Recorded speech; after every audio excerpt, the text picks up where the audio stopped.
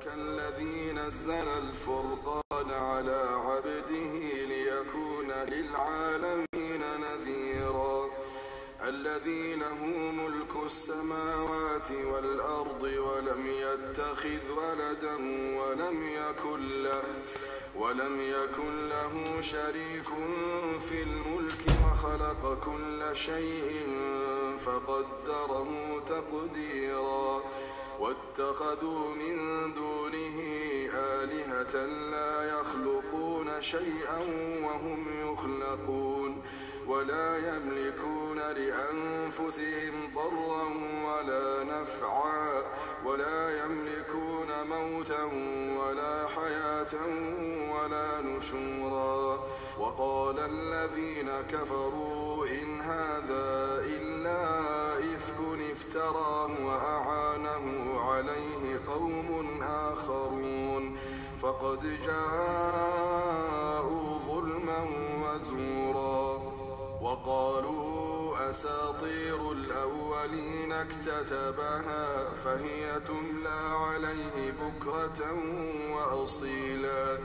قل أنزله الذي يعلم السر في السماوات والأرض إنه كان غفورا رحيما وقالوا ما لهذا الرسول يأكل الطعام ويمشي في الأسواق لولا أنزل إليه ملك فيكون معه نذيرا أو يلقى إليه كنز أو تكون له جنة يأكل منها وقال الظالمون إن تتبعون إلا رجلا مسحورا انظر كيف ضربوا لك الأمثال فضلوا فلا يستطيعون سبيلا تبارك الذي إن شاء جعل لك خيرا من ذلك جنات تجري من تحتها الأنهار ويجعل لك قصورا بل كذبوا بالساعة وأعتدنا لمن كذب بالساعة سعيرا إذا رأتهم من مكان بعيد سمعوا لها تغيظا وزفيرا وإذا ألقوا منها مكانا ضيقا مقرنين دعوا هنالك ثبورا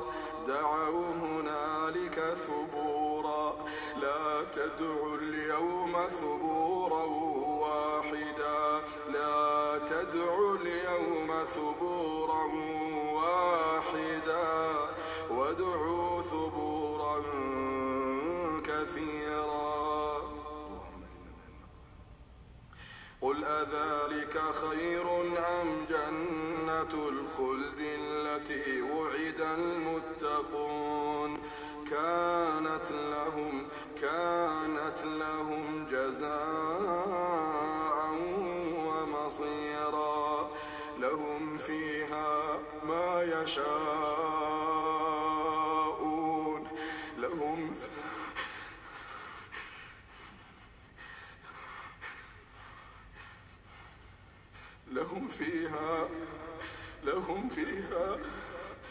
لهم فيها ما يشاءون خالدين كان على ربك وعدا مسؤولا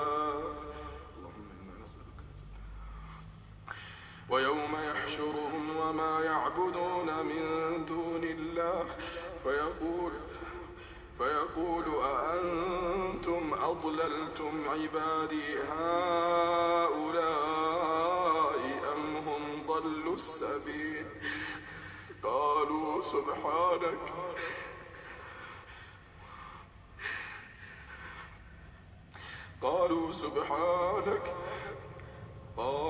سبحانك ما كان ينبغي لنا أن نتخذ من دونك من أولياء ولكن متعتهم وآباءهم حتى نسوا الذكر وكانوا قوما بورا فقد كذبوكم بما تقولون فما تستطيعون صرفا ولا نصرا ومن يظلم منكم نذقه عذابا كبيرا ومن يظلم منكم نذقه عذابا كبيرا وما أرسلنا قبلك من المرسلين إلا إنهم ليأكلون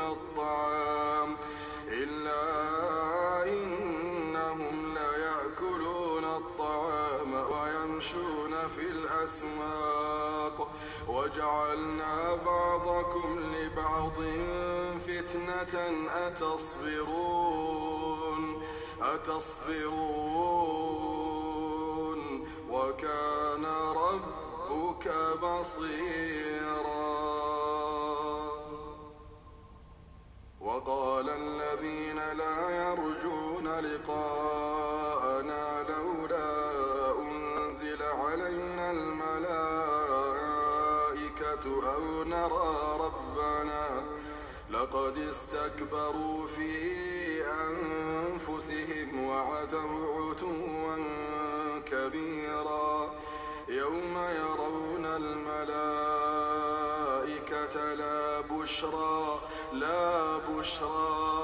لا بشرى يومئذ للمجرمين ويقولون حجرا محجورا وقدمنا إلى ما عملوا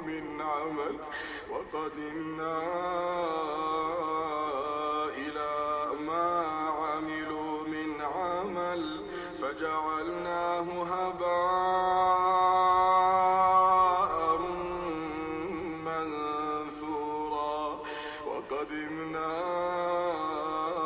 إلى ما عملوا من عمل فجعلناه هباء منثورا أصحاب الجنة يومئذ خير مستقرا وأحسن مقيلا ويوم تشقق السماء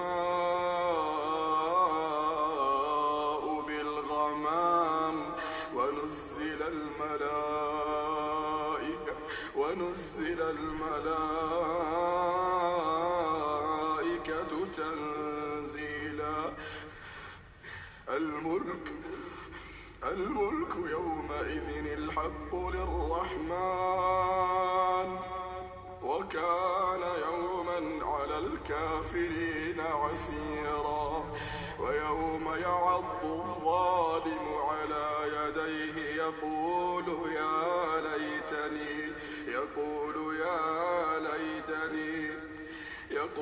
يا ليتني اتخذت مع الرسول سبيلا يا ويلتى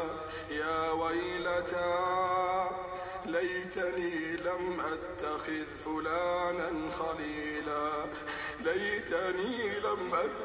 فلانا خليلا ليتني لم أتخذ فلانا خليلا لقد أضلني عن الذكر بعد إذ جاءني وكان الشيطان للإنسان خذولا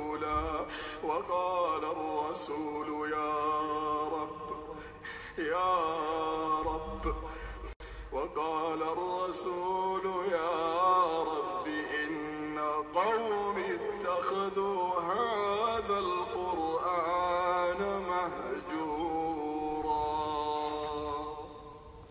وقال الرسول يا رب إن قومي اتخذوا هذا القرآن مهجورا وكذلك جعلنا لكل نبي عدوا من المجرمين وكفى بربك هاديا ونصيرا وقال الذين كفروا لولا نزل عليه القرآن جملة واحدة كذلك لنثبت به فؤادك ورتلناه ترتيلا ولا يأتونك بمثل إلا جئناك بالحق وأحسن تفسيرا الذين يحشرون على وجوههم إلى جهنم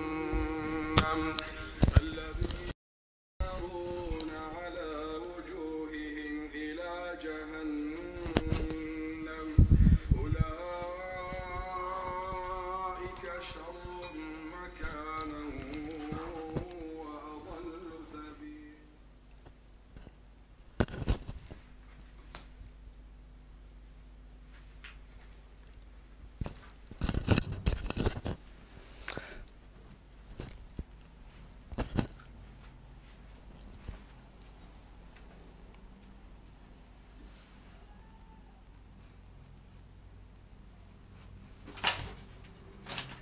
Technical difficulties.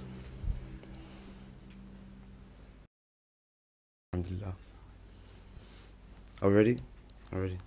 Assalamu alaikum wa rahmatullahi wa barakatuhu, brothers and sisters. Welcome to the first live webinar of How to Smash Your Exams. Unfortunately, we were dealing with some technical difficulties and alhamdulillah, we're dealing with them right now, but we're ready to go live very, very soon, inshallah. Brothers and sisters, I just want you to know that we're dealing with this technical difficulty, but still, this is the first live webinar, which is all about the Smash mindset. And the following live webinars are going to be on the course only. Sign up, it's only up until midnight tonight. So go sign up in the link in the description of this live video, or inshallah there might be a link in the chat that you can find, but it's muslimstudyguide.com, inshallah. So without further ado, I'm going to invite, well, apparently we're facing some difficult technical difficulties still, but still it's happening, and inshallah we're gonna go live. Ready? Okay, inshallah. Without further ado, I'm going to invite Brother Imran Ibn Masood. Bro, please teach us how to smash our exams.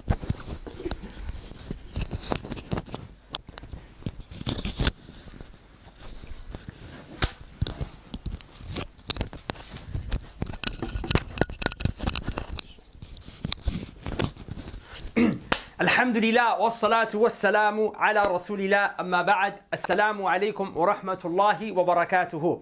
Brothers and sisters, apologies for the slight technical issues that we had. Because of it we had a delay. Like in alhamdulillah, because of it we decided that what we're going to do is inshallah ta'ala, we're going to make the first webinar free and accessible to everyone who's on my YouTube channel so they can benefit inshallah ta'ala. And how does that benefit those who have already signed up? Inshallah, I'm going to give you some extra bonus material. So we made you wait a little bit, but as a way to reimburse you and recompense you for your patience, inshallah ta'ala, I'm going to actually give you some extra bonus content after we finish with the actual bulk of the syllabus that I have prepared for this program.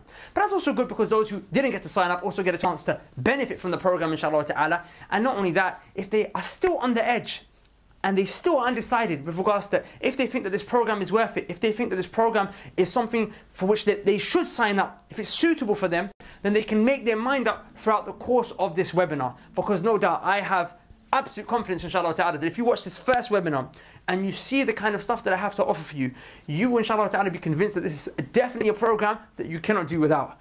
When it comes to your examinations, when it comes to your studies, whether you're doing your GCSEs, whether you're doing your A-levels, whether you're doing your university degree, or any other type of study, this is definitely something in which you're going to learn some skills that are going to be vital to the success of your results, inshallah ta'ala. Not only that, you're going to find that you can use these skills in many different places, many different areas of life. I meet brothers all the time, sisters also, who told me that they attended How to Smash Your Exams many years ago, and they're using it in so many different areas of your life, even in the Islamic studies. I recently met a brother who told me that he uses some of the memorization techniques that I taught him in helping him and aiding him to memorize certain texts, such as Nawaqid al-Islam, which is the 10 nullifiers of Islam, so on and so forth.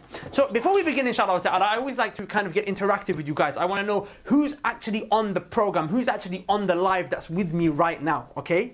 So inshallah ta'ala, if you just place your name, your city and your country in the comment section of the chat, inshallah ta'ala, Mr. Wavy, who's here with us right now, inshallah ta'ala, is going to let me know who's present, so we can hear who's here, inshallah ta'ala, and convey our salams. It's also powerful to know that we've got a massive community of brothers and sisters who have an equal goal all around the world, inshallah ta'ala, and we're trying to do the exact same thing. So who's here with us, Akhi? We have Umair from Cardiff. We have Muhsin from the UK. Assalamu alaikum. We have Ahsan from London. Assalamu alaikum, Akhi. Someone's from England, well his name is England but he's from Salford. We have Ali from Edinburgh, we have Anika from London, Waqas from London. It's flying in now, mashallah. There's too many to see. Maria Mahmoud from Copenhagen, Manchester, UK. The most unique places. Of course. One brother's from South Wales, another brother's from Luton, another person from Frankfurt. Mashallah, assalamu alaikum. Someone, brother from Andira from Qatar, or maybe his sister. Another person is from New York, Danish Rashid, assalamu alaikum. Abdullah from Italy, assalamu alaikum. Naimo from Bangladesh, assalamu alaikum. Noor Hussein from Sweden, assalamu alaikum. Gabriella from Toronto, Canada, assalamu alaikum. Shazad from France, assalamu alaikum. Kamran from Los Angeles, USA, assalamu alaikum. There's Uzla from Port Louis in Mauritius. Wow. Mauritius, subhanallah, mashallah, assalamu alaikum. Another person's from Belgium, assalamu alaikum. Another person from Oslo, Norway, assalamu alaikum. We got people in Oslo, don't we, mashallah, assalamu alaikum. Oslo occupies a very special place in my heart. I have Saad. Assalamu alaikum, Saad. Another person from Fiji, Hassan Chowdhury from Fiji. Wow, subhanallah, assalamu alaikum. Wow. How you doing, man? Alhamdulillah, that's good, mashallah. We've got a nice roundup. Let's inshallah ta'ala begin. Okay, inshallah. Assalamu alaikum. Okie dokie. So, brothers and sisters, let's begin inshallah ta'ala. Once again, if you haven't already signed up, inshallah ta'ala, you have just under 4 hours to go to the link which is in the information section of this live, or in the previous How to Smash Your Exams promotional videos, muslimstudyguide.com, okay? And you'll be able to get access to not just this webinar, but all the other webinars as well, inshallah ta'ala. This is just one that we've decided to make free to be able to benefit everyone, but by no means will you be able to fully absorb and benefit from the entirety of the course from this one webinar. You'd have to sign up to the entirety of the program, but I'll let you guys make that decision, inshallah ta'ala, at the end. Bear in mind that the spaces are extremely limited now. I think we've got literally maybe like 10 left. Maybe just under 10. So if we reach our maximum capacity, we may close our registration even before midnight. So inshallah that's something that you've got to make use of straight away. But without any further ado, let us begin. I want to start off by introducing myself to you and my own personal journey when it came to studies and when it came to education. Brothers and sisters, I'm a person, alhamdulillah, who I have, generally speaking, I've overperformed throughout my life when it came to studying. And it's interesting because I always found certain subjects to be extremely difficult, or certain elements within certain subjects to be extremely difficult. For example, many of you who follow me on social media will probably be very familiar with the fact that I'm terrible at spelling. I'm very terrible at spelling. I have a huge problem when it comes to spelling. Not only that, I struggle when it comes to reading. I'm not the fastest reader, and so on and so forth. And I find it very difficult to grasp numbers. Mathematics was one of the most difficult subjects for me. Well, alhamdulillah, in my GCSEs, I managed to pull a B with the permission of Allah Azza wa Jal, but it was one of the most difficult things for me. I really struggled with things like that. But guess what? I realized many years later, after my GCSEs, after my A-levels, after my university degree, after all of that, after having performed and achieved to the best of my ability, alhamdulillah, and overperforming in many areas, I later on realized why I was finding it difficult in so many things that others was finding so simple. And you know what it was? It's because I was dyslexic. So then when I came to realize I was dyslexic, I had a huge shock. Because I walked away with A's. I got A's in many subjects. I had B's, high B's. I remember I got really high marks in some of my courseworks, to the point where some of my subjects, I actually got the highest mark in the entire year. For example, history. I remember I got the highest mark in the whole year. The teacher looked at me and he didn't believe that I could get that. I remember when I went and I got my results on the day, he came and he hugged me. And trust me, I'm not the kind of guy to ever hug a teacher, but that day I was so excited, I hugged him back. And we had a head teacher, his name was Mr. Burke. This guy was a shaitan. And he hated me, and even he hugged me because he was like, "Wow, you actually got that, right?" So I was confused. I was like, dyslexic people, at least how I had understood dyslexia, dyslexic people are not smart. That's what I thought my whole life. Dyslexic people don't achieve grades like that. Dyslexic people have learning difficulties. They have impediments and hindrances and obstacles due to their psychological kind of construct, and that hinders them from actually performing to the best of their ability. So I was like, how on earth could I be dyslexic? And then I decided to look into this topic a little bit deeper. I decided to study. I decided to study study skills. I decided to study the art of how to study. And I realized that the reason why I was able to achieve really good grades, alhamdulillah, even though I was dyslexic, was because the whole time I was in education, I did not know I was dyslexic. I never knew. And how did that benefit me? Because those who knew that they were dyslexic, they were put into a bracket now. They were told you cannot be in the top set. You're dyslexic, you're in the bottom set.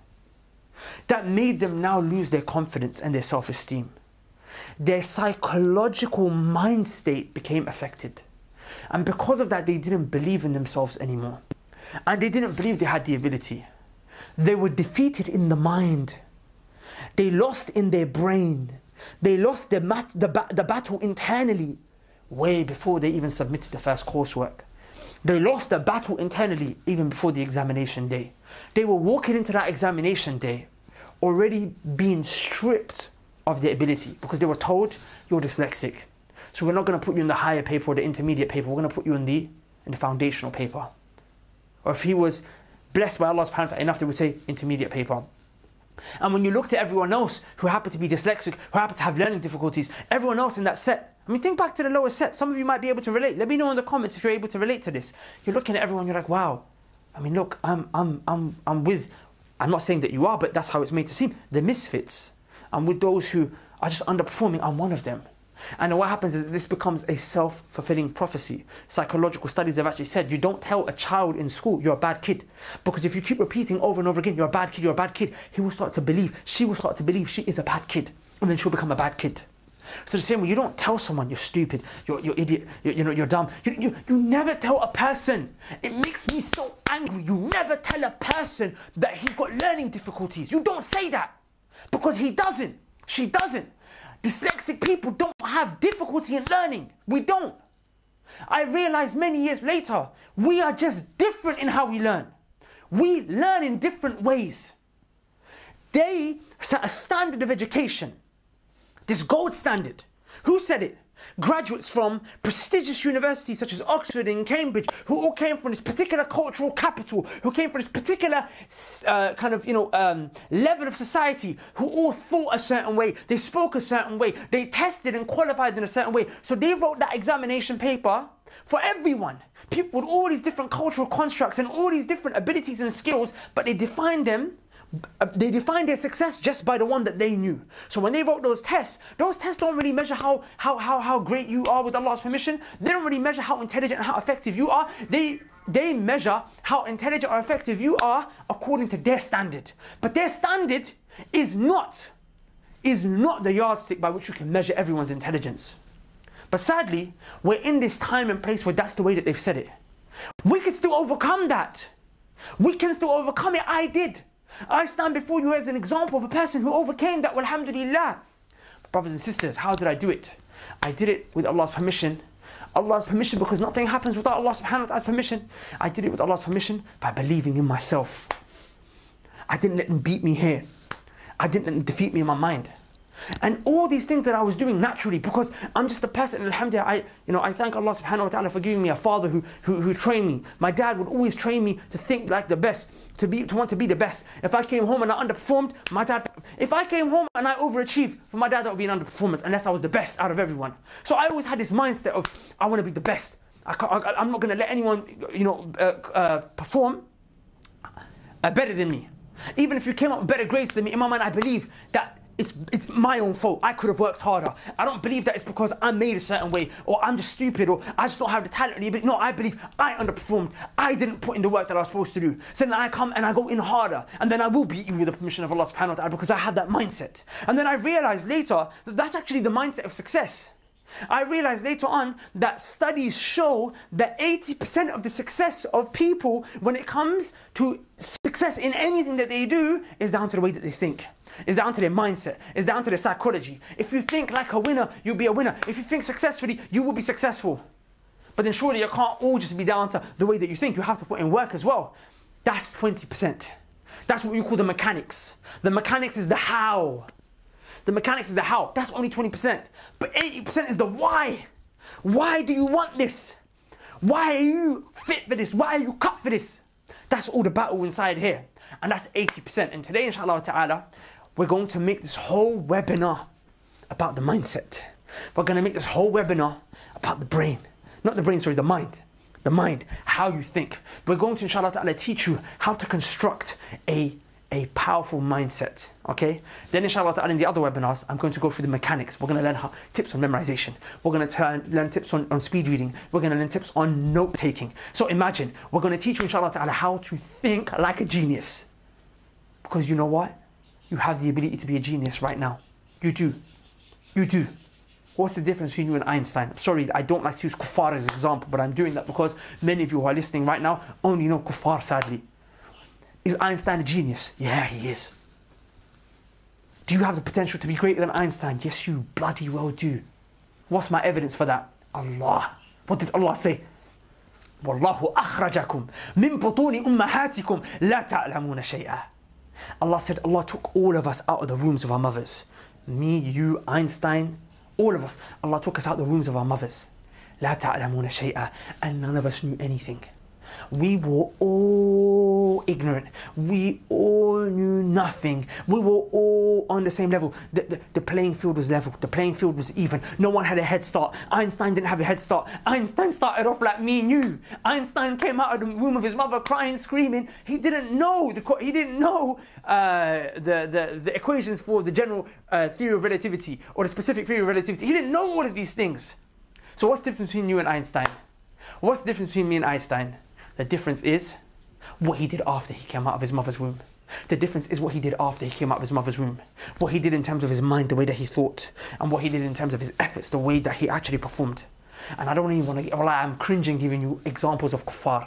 I want to give you examples of our ulama. Imam Ibn Taymiyyah, Shaykh al-Islam, rahimahullah ta'ala, rahmatan wasi'ah. Who was what? He was a polymath. Polymath means that he didn't just master one subject, one science. He wasn't just a scholar of the Islamic sciences. He was a scholar of all the sciences.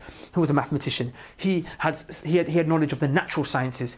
He had knowledge of what you would call the science of psychology, sociology, all of that. And then on top of that, fiqh, aqidah, usul al-fiqh, mustalah al-hadith, nahu, balagh, sarf, all of these Islamic sciences, he had it all. And they said about him that there was not a single subject that Ibn Taymiyyah would talk about, except that you would think that Ibn Taymiyyah, rahimahullah, he has mastered the subject and that's all that he knows about. Because when he talk about a subject, he talk about it with such dabt, such precision, such fiqh, such diqqah, such deepness, that you would think to yourself, he spent his whole life mastering the subject. But then suddenly you start talking about another subject and you think the same. And you're like, this man, he speaks as if he's mastered every subject. How? What was the difference between you, me and him? The difference was what he did. What he did in terms of his mind, what he did in terms of his efforts. And pay attention, the efforts here are not just your skills when it comes to reading. The efforts here are not just your skills when it comes to memorization. It's also here your skills when it comes to your relationship with Allah. Because the Muslim knows, the mu'min knows, the muhsin knows that no leaf turns over except with Allah subhanahu wa ta'ala's permission. They know.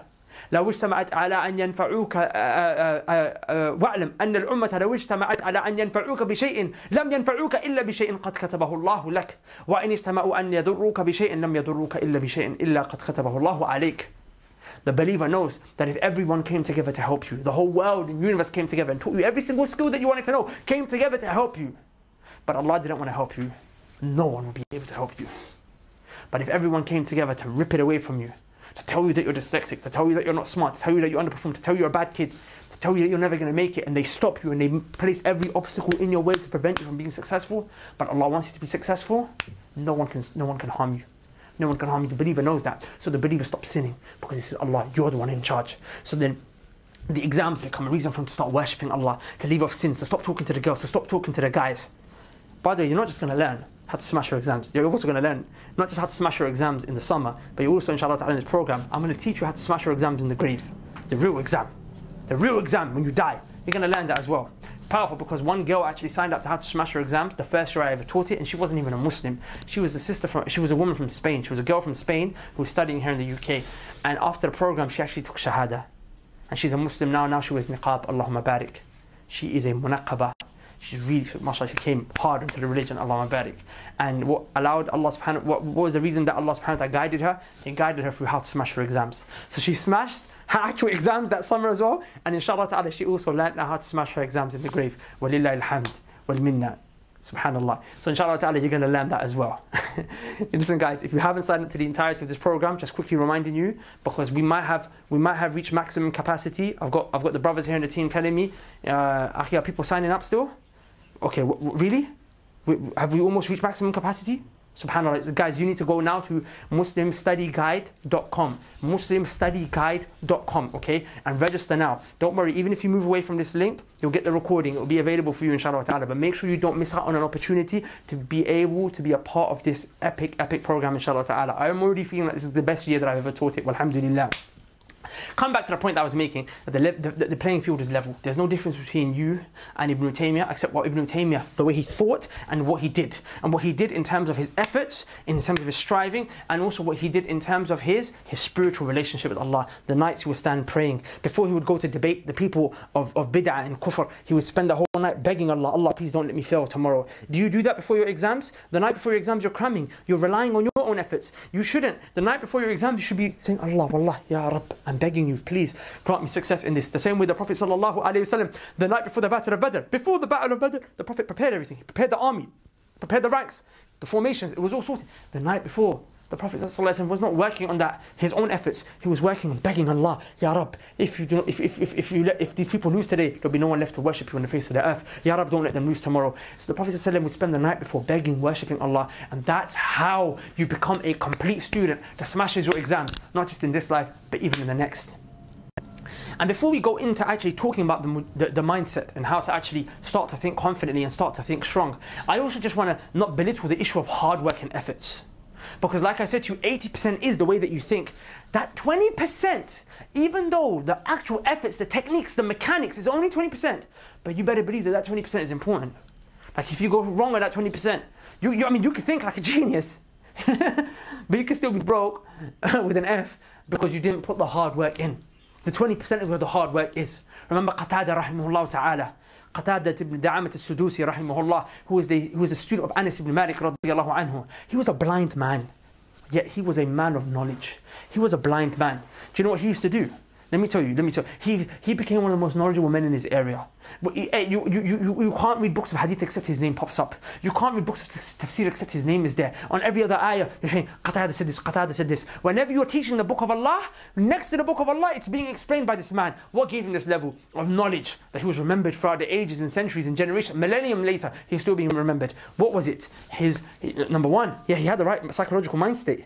And he put in efforts towards worshipping Allah. He put efforts towards studying as well. Do you know what his routine was like? His teacher was Anas ibn Malik radiyallahu anhu. Anas ibn Malik radiyallahu anhu used to have 2 lessons every day. And he would repeat what he taught in the morning at night. So he had the same lesson every day. He would repeat what he taught in the morning. He would repeat it at night. Okay? And what would he do? Why would he do that? So there would be certain students that could only come in the morning and certain students that only come in the night. So if they missed out, they could catch up on what they missed up on. Does that make sense? So Qatada, rahimahullah, used to come to the morning. He used to also come to the night. He was the only student who never missed any of those lessons. For all the years he was studying with Anas ibn Malik radiyallahu anhu, he was studying in the morning and he was studying in the evening. That was efforts that everyone else wasn't prepared to put in. And because they weren't prepared to put it in, they were not able to reach the same level that he reached. So one day, Qatada, he came to the lesson at night.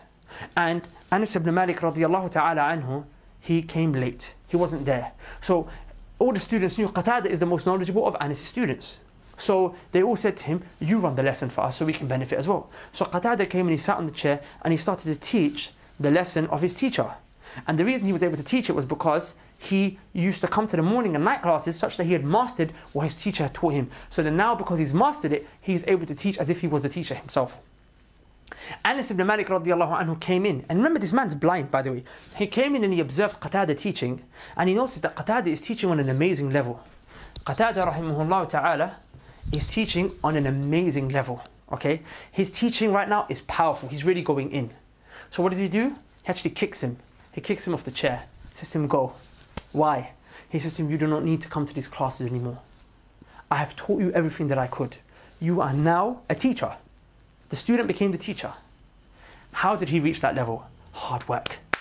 Hard work. The Salaf al-Salihin who were taught to follow them, they used to tell us, لا يستطاع العلم. For example, Yahya ibn Abi Kathir, rahimahullah. Write this down, it's a powerful statement. Yahya ibn Abi Kathir, rahimahullah, used to say, لا يستطاع العلم براحة الجسم. Like, knowledge is not sought with a relaxed body. Knowledge is not sought with a body that's relaxed. You want to be successful? You want to be successful? Brothers and sisters, you can't relax. You can relax in Jannah. Now you work hard. You can sleep when you die. You can chill in paradise. Doesn't mean you can't take breaks every now and again, but you can't waste time. You need to put in work, put in the efforts. If you want, the scholars, they say you want to be knowledgeable in the sciences of the religion. You want to be knowledgeable, okay? But you want to relax at the same time? You're trying to reach the impossible. It's like trying to bring fire and water together.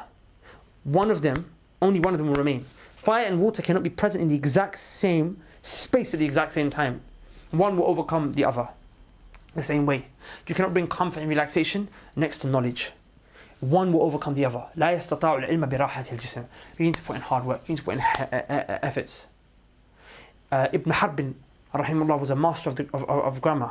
He said 50 years he never missed a single lesson. 50 years he never missed a lesson. That's all the mechanics. So I'm going to teach you inshallah at 80%.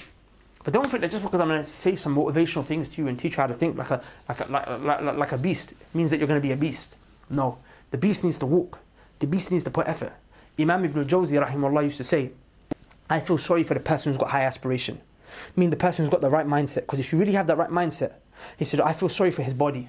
Because that person is going to put his body through stress. He's going to destroy his body because his goal is so high. In other words, he's going to work so hard that his body's going to give up on him. And I'll give you an example of my own teacher, Ustad Abdurrahman Hassan Hafidhullah. He's got a huge aspiration. He thinks like a scholar in the sense where he wants to be a scholar. For him, I'm not satisfied being a little student of knowledge.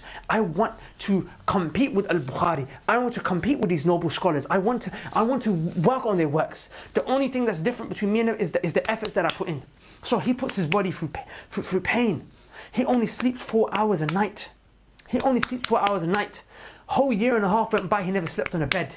He slept downstairs on his sofa for a whole year and a half. He said to us, if I want to do something great, I cannot be like everyone else. Everyone else is sleeping in bed at night. I have to spend the night working, studying, worshipping my Lord. And he did that. And wallahi, you're going to struggle to find a student of knowledge in the West who's more knowledgeable than him. I know some of you might just be saying that because he's my teacher. You might say, I'm only saying that because he's my teacher. But wallahi, just go, sit in durus and halaqat. You'll struggle to find a student of knowledge that is more stronger than him in the West. Wallahi, you struggle to find students of knowledge that are close to him, that are on his level, even back home. I'm not saying that there aren't, but I'm saying you struggle. He is from the elite of the students of knowledge. It's because he puts his body through that. Why? Because of his hard work. Why? Because Ibn Jawzi said, I feel sorry for the one who's got a high goal, who's got a high target. Because that means he's going to punish his body now. His body's going to suffer. Have you seen people in the gym who've got high goals? They're screaming, they're crying in the gym. They're putting their body through pain. And that's the way it is. If you want that hard work, you got to do it. People look at me. Sometimes I go days and I don't sleep. Like, you're killing yourself. I'm like, listen, I've got a goal. I've got a goal and I'm ready. I'm ready for the sake of Allah to die for it. And of course, it's a religious goal. I want to seek knowledge and whatnot, so on and so forth. But these same principles, there's no reason why you should not be able to apply them into your secular studies right now, and are able to therefore smash your exams. So inshallah ta'ala, before we proceed, to how to think strong. How to think strong, inshallah ta'ala. We're going to give you guys a short break. Bi-idhnillah al-kareem. I'm going to place the Quran on. We're going to have a break for only, inshallah ta'ala, 7 minutes. 7 minutes later, we're going to start. But I just want to take this opportunity to let you guys know, if you haven't yet signed up to How to Smash Your Exams, if you haven't yet done it, brothers and sisters, you've only got very limited time left. The brothers are telling me right now that as we're speaking, people are signing up, okay? So there might literally be only like 2 or 3 spaces left. There might literally be only 2 or 3 spaces left in the whole program. And they are most likely going to go in the next hour, hour and a half, okay? Maybe they might already go by the time you come back for this break. And if they don't, Qadar Allah, you've got till midnight to sign up as it is anyway. So don't waste an opportunity. Use these next 7 minutes to sign up to this program. This is a free taster that I'm giving out to everyone. Everything else is only going to be for the brothers and sisters who have paid, because it wouldn't be fair for them to have paid and then for me to give the whole program out for free, right? So inshallah ta'ala, go now to muslimstudyguide.com. Inside this live, if you go to the information section, the link is there. Go there right now. Register immediately, inshallah ta'ala. Don't procrastinate. That's one of the things that we're going to learn in the next lesson, how to overcome, inshallah ta'ala. And then I will see you back in 7 minutes, bi-idhnillah al-kareem. See you shortly. Coming right back. Assalamu alaikum wa rahmatullahi wa barakatuh. If anyone joins the live, just keep letting them know that we're just having a little break, inshallah ta'ala, so they don't wander off. Assalamu alaikum.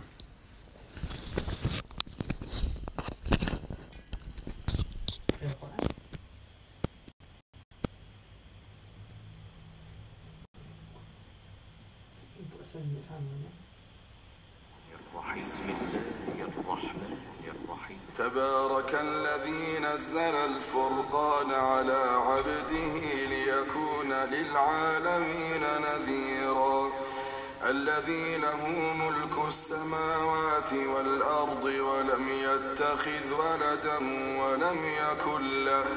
ولم يكن له شريك في الملك وخلق كل شيء فقدره تقديرا واتخذوا من دونه آلهة لا يخلقون شيئا وهم يخلقون ولا يملكون لأنفسهم ضرا ولا نفعا ولا يملكون موتا ولا حياة ولا نشورا وقال الذين كفروا إن هذا إلا إفك افتراه وأعانه عليه قوم آخرون فقد جاءوا ظلما وزورا وقالوا أساطير الأولين اكتتبها فهي تملى عليه بكرة وأصيلا قل أنزله الذي يعلم السر في السماوات والأرض إنه كان غفورا رحيما وقالوا ما لهذا الرسول يأكل الطعام ويمشي في الأسواق لولا أنزل إليه ملك فيكون معه نذيرا أو يلقى إليه كنز أو تكون له جنة يأكل منها وقال الظالمون إن تتبعون إلا رجلا مسحورا انظر كيف ضربوا لك الأمثال فضلوا فلا يستطيعون سبيلا تبارك الذي إن شاء جعل لك خيرا من ذلك جنات تجري من تحتها الأنهار ويجعل لك قصورا بل كذبوا بالساعة وأعتدنا لمن كذب بالساعة سعيرا إذا رأتهم من مكان بعيد سمعوا لها تغيظا وزفيرا وإذا ألقوا منها مكانا ضيقا مقرنين دعوا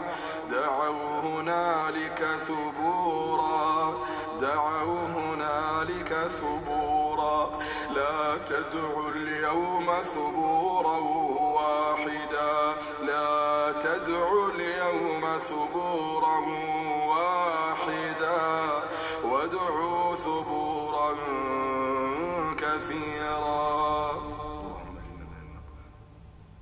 قل أذلك خير أم جنة الخلد التي وعد المتقون كانت لهم جزاء ومصيرا لهم فيها ما يشاءون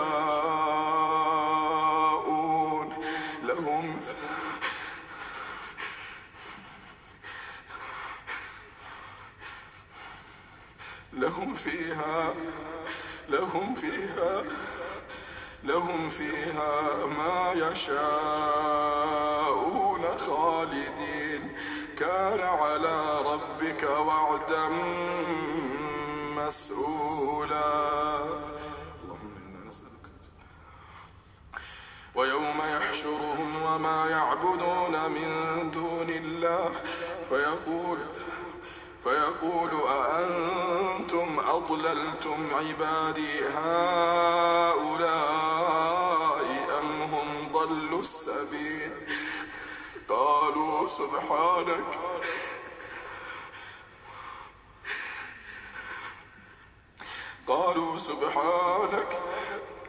قالوا سبحانك ما كان ينبغي لنا أن نتخذ من دونك من أولياء ولكن متعتهم وآباءهم حتى نسوا الذكر وكانوا قوما بورا فقد كذبوكم بما تقولون فما تستطيعون صرفا ولا نصرا ومن يظلم منكم نذقه عذابا كبيرا ومن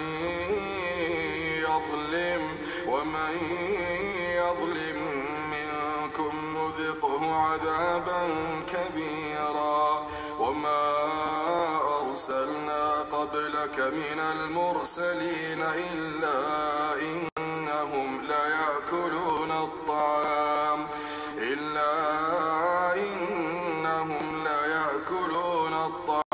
ويمشون في الأسواق وجعلنا بعضكم لبعض فتنة أتصبرون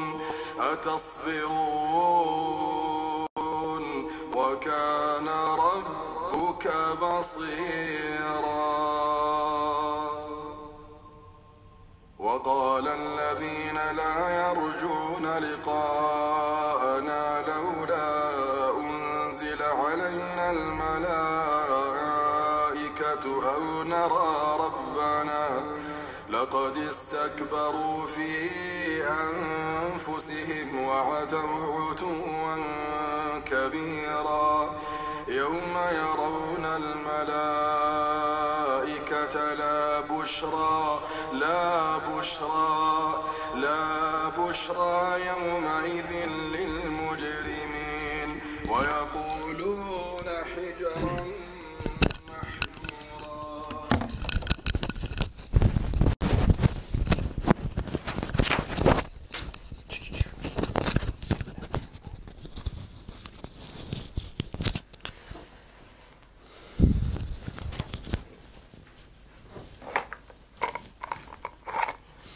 الحمد لله والصلاة والسلام على رسول الله أما بعد السلام عليكم ورحمة الله وبركاته. Welcome back to the first webinar of the How to Smash Your Exams program. In this webinar, we are learning how to have a powerful, strong mindset. What we've learned so far is that the success of any project, research has shown and history has shown, my own personal life as an example has shown, and I'm sure you have personal life experience that can affirm this as well, that 80% of the success of anything that you do is down to what? The way that you think, your psychological mindset. And 20% is down to the actual mechanics, the hard work. And just because we said it's a small number doesn't mean that it's something that we should just neglect. Because that 20%, I mean, at the end of the day, if you don't come with that, you can think like a genius all you want, but you're not going to be genius until you actually do the work. So we discussed that this is basically what the whole program is going to be based upon. And today's webinar is going to go through the 80%. It's all about the mindset. And I decided to make this free to everyone because we had a technical difficulty at the beginning. And I wanted to reward all of those who signed up due to their patience by adding on an extra bonus level to the course. And I also thought that if I'm going to add an extra bonus level, why not make this one free so everyone else can benefit as well, inshallah ta'ala. And hopefully if they really do enjoy this course, they really like this program, they can make a decision to sign up. I think literally there's maybe only 2 spaces left on the program, and at midnight, the clock, when it strikes 12, it's pretty, it's most likely going to be game over. So you can go to muslimstudyguide.com and sign up now if you haven't already done so. So inshallah ta'ala, let us proceed. How does one acquire the mindset, the psychological state for success in their examinations? The first thing that you do, brothers and sisters, and try not to distract one another in the comments, inshallah ta'ala. Try not to distract one another. Is there a way to actually turn the comments off for now? Just so the brothers and sisters can actually focus on the actual lesson. Is there a way to turn it off? Okay, fantastic. And we'll turn it on at intervals, don't worry. And I'll do a Q&A at the end. Don't worry, I'm not going anywhere. I'm going to be with you guys, inshallah ta'ala. Oh, also, sorry, an announcement that I forgot to make. The brothers informed me that some people can only hear the audio out of one ear, the left ear, if they're listening through their headphones. Don't worry, once the actual video is uploaded, and remember, it's going to be uploaded for those who actually signed up in a program. They're the ones who are going to be able to access it after this program, inshallah ta'ala. Those who are able to access it, don't worry, the audio is going to be crisp, even the video is going to be better. There are points where I heard that it lagged. It's because of the Wi-Fi and whatnot that happens in live streams. The actual recording won't have any of those issues, inshallah ta'ala. So, coming back now to the issue of the mindset. How does one acquire the mindset? 2 things. The first thing is that you have sincerity for Allah subhanahu wa ta'ala's sake. How does having sincerity for Allah subhanahu wa ta'ala's sake make a person achieve monumental results? Allah subhanahu wa ta'ala said, وَالَّذِينَ جَاهَدُوا فِينَا لَنَهْدِيَنَّهُمْ سُبُلَنَا. Allah subhanahu wa ta'ala said that those who do jihad, pay attention, we're not talking about ISIS right now. Jihad, here, jihad means to struggle and to strive. Okay, and we all know the various forms of jihad. Everyone knows the various forms of jihad. No one's, hiding away from that. But right now we're taking the word in its general holistic meaning. وَالَّذِينَ جَاهَدُوا. Those who do jihad, they struggle and they strive. For fina, they strive for the sake of Allah. They do hard work for the sake of Allah. What does Allah say He's going to do for them? لَنَهْدِيَنَّهُمْ سُبُلَنَا. Allah subhanahu wa ta'ala says, we will guide them to the paths. If Allah guides you to the path of success, if Allah subhanahu wa ta'ala opens the door and shows you this is the path of success, and then He subhanahu wa ta'ala gives you momentum to push you in that direction, then you better believe that you're going to walk that path to success if He gives you tawfiq. But how does that come? How does it come that Allah gives you that path to success? Because as we mentioned, it's all in Allah's hands. It comes, وَالَّذِينَ جَاهَدُوا فِينَا. 2 things. You put in hard work, you strive. Why? For Allah subhanahu wa ta'ala's sake. But you might say, hold up, you're talking about intentions and the niyyah being sound and good and for the sake of Allah. Isn't that for things that are worship? How is me studying for my mathematical exams, my science exams, my statistics exam, my psychology exam, how are any of these things down to my religion? What benefit would there be for me in having a good intention when I go in for my engineering exam? What benefit would there be? The benefit is, brothers and sisters, that we can take anything, even if it's not an act of worship, and it can become something by means of which how we can worship Allah and get rewarded if we change our intention. Sa'ad ibn Abi Waqqas radiallahu anhu was a companion of the Prophet sallallahu alaihi wasallam. Once the Prophet was in front of him, the Prophet told him, he said, you will be rewarded by Allah even if you put a spoon of food in your wife's mouth. You take food and you put it in your wife's mouth. Is that worship? In and within itself, no, it's not like praying, fasting and whatnot. But if you take food and place it in your wife's mouth, you'll be rewarded if you do it for the sake of Allah subhanahu wa ta'ala. To show you that it's your intention that counts. Now, if you're a person who says, look, I'm gonna study this, I'm gonna study and I'm gonna work hard. Why? Because I want to be a person who's got academic standing in the Muslim world. I'm fed up of it just being kuffar who get the Nobel Prizes. I'm fed up of it just being, the non-Muslims who are able to achieve in this way. I want Islam to return back to its golden age and its glory, when it was Muslims who paved the way for the medical field. It was Muslims who paved the way. You know, when it came to the foundations and of bringing about surgical instruments. Many surgical instruments that are used today in surgery were actually originally made by the Muslims. All of these things that the Muslims did, algebra, Muslims laid the foundation for it. The sciences, all of this, chemistry, Muslims laid the foundation for it. You see, I want Islam to return back to its golden age. I want to be a Muslim who stands there as an academic, and then I want to serve the religion with my academia. That's an intention for the sake of Allah. If you say, listen, I want to earn money so I can then pay for my basic necessities, so I can free myself to worship Allah subhanahu wa ta'ala. I can spend money and give sadaqah. If you have an intention, Ya Rab, if I get a good grade and from it I get a good job, Ya Rab, I will give. You know, I want to be a person who gives sadaqah for your sake. You're a person who says, I want to take care of my mum, my dad, my wife, my kids, my family. These are all intentions that are righteous. So, inshallah ta'ala, right now, I want you guys to write down, right now. I'm going to give you guys 2 minutes to do this. Literally 120 seconds. Inshallah ta'ala, I'm going to ask the brothers to set the timer for me when I say go. I want you to write down, right now, 3 intentions that you can have, that you might have. 3 intentions that you might have that will be intentions that will change your intention for studying and your intention for working hard to more than it just being getting a good grade to please your mum. But wait, to please your mum for the sake of Allah, because you know this is a way to worship Allah. 3 examples, inshallah ta'ala, and I'm going to ask them to open up the chat, inshallah ta'ala, at the end of the 2 minutes, so you guys can all place it down there, and I want to hear these intentions. Before that, I'll give you some examples. Like I said to you, number 1, you want to worship Allah subhanahu wa ta'ala by obeying your parents and by making them happy and by being grateful to them for all that they've done, by making them happy with a good grade. But don't bring Allah into the equation. Does that make sense? Write it down in that way, because an intention for Allah's sake means that it has to be worship now. If you do that, Allah said, لَنَهْدِيَنَّهُمْ سُبُلَنَا. Allah will open the door for you. Allah will guide you. Allah will open that for you. Does that make sense? And inshallah ta'ala, I'm going to tell you what to do with these 3 intentions. I'm going to tell you what to do with these 3 intentions, inshallah ta'ala, at the end. But right now, I want you to write down now. So, inshallah ta'ala, if you can click the timer, 2 minutes, bi'idhnillah al-kareem, barakallahu feek. No one distract one another. Well, you can't because you're alone anyway in your houses. Inshallah ta'ala, at the end of the 120 seconds, starting now, at the end of 120 seconds, we're going to open up the group and I want to hear some of these intentions. And I'm going to show you guys what to do with that, inshallah ta'ala. Don't worry, it's just the beginning. We've got a lot more to come, inshallah ta'ala, on this very topic, on today's very webinar.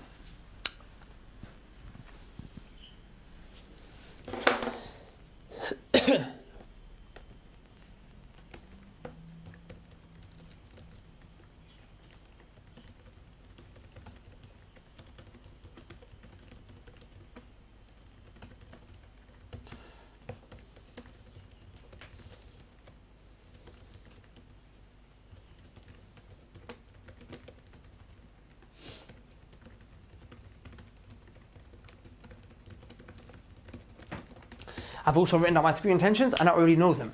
That's one of the reasons I'm doing this. I'm not going to teach you anything that I'm not already doing myself. My 3 intentions for why I seek knowledge are right there in front of my eyes every time, alhamdulillah. So inshallah ta'ala, at the end, I'm going to share mine with you first. 1 minute left. Alhamdulillah. Alhamdulillah. Are people sharing it? Okay. The beast. Just wait. 40 seconds left, guys.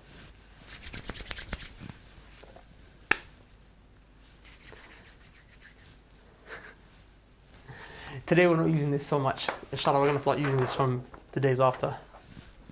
From the days after, inshallah ta'ala, other webinars. We're going to have diagrams and graphs, things like that.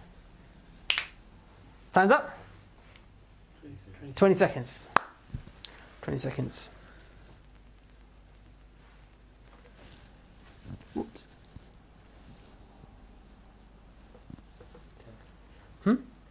10, 9, 8, 7, 5. Okay, my bad. 2. Okay, let the chat go live. Guys, share it with me right now. As you're sharing with me what your intentions are, let me share with you my intentions. Look, I can tell you from the top of my head to show you I know this. I do this, I live this, yeah? What are my 3 intentions for why I want to seek knowledge? And for me, remember, alhamdulillah, I finished my secular studies. I've done my GCSEs, I've done my A-levels, I've done my university degree. I'm now studying Islamic studies, and I have been doing so for the last 3.5 years, coming up to the 4th year now, alhamdulillah. And I do this every day. Walillahi alhamd. Say Allahumma barik, don't give me evil eye. I don't want to wake up in the morning and forget everything that I know.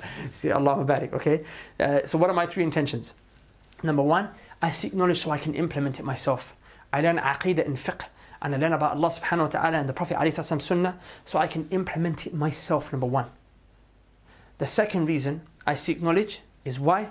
So I can teach people around me. I want to be a means of benefit. I want to be a resource for others to benefit from. And the third reason is so I can defend the religion of Islam. When people come out and they say this about Islam, when the atheists talk, when the Orientalists talk, sometimes even groups within the Muslim Ummah, the innovators, the Mubtadi'ah from the 72 sects that are going to go into the hellfire, when they talk nonsense, I want to be able to defend the purity of Islam.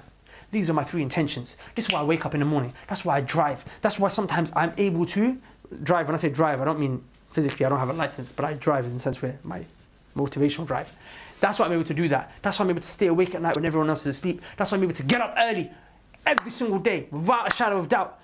Pray Fajr, go to the masjid, attend class. I'm not doing this to show you my goodies. I'm only doing this to show you that this is what keeps me going. This the power of an intention. Chief, in the last 3.5 years, even though I've never left this country to seek knowledge, I've been studying I've been studying a subject in a foreign language in the UK.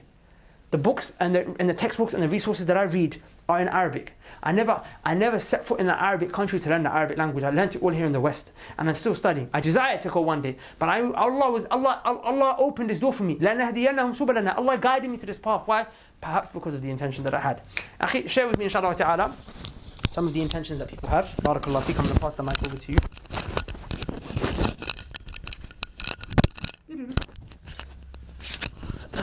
Okay, so we got things like get rid of distractions such as social media, make sadaqah to help out the ummah.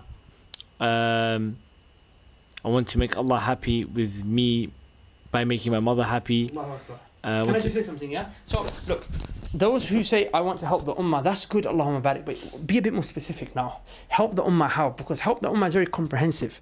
And when you go and have such an intention like that, it might just sound like fluff and waffle, right? So, but look, the one who said, I want to seek knowledge so I can make Allah happy by making my mum happy. Like, that's specific now. Do you see what I'm saying? Someone said, I want to, so social media is not a distraction. I didn't really understand that one. But like, be specific with your intentions.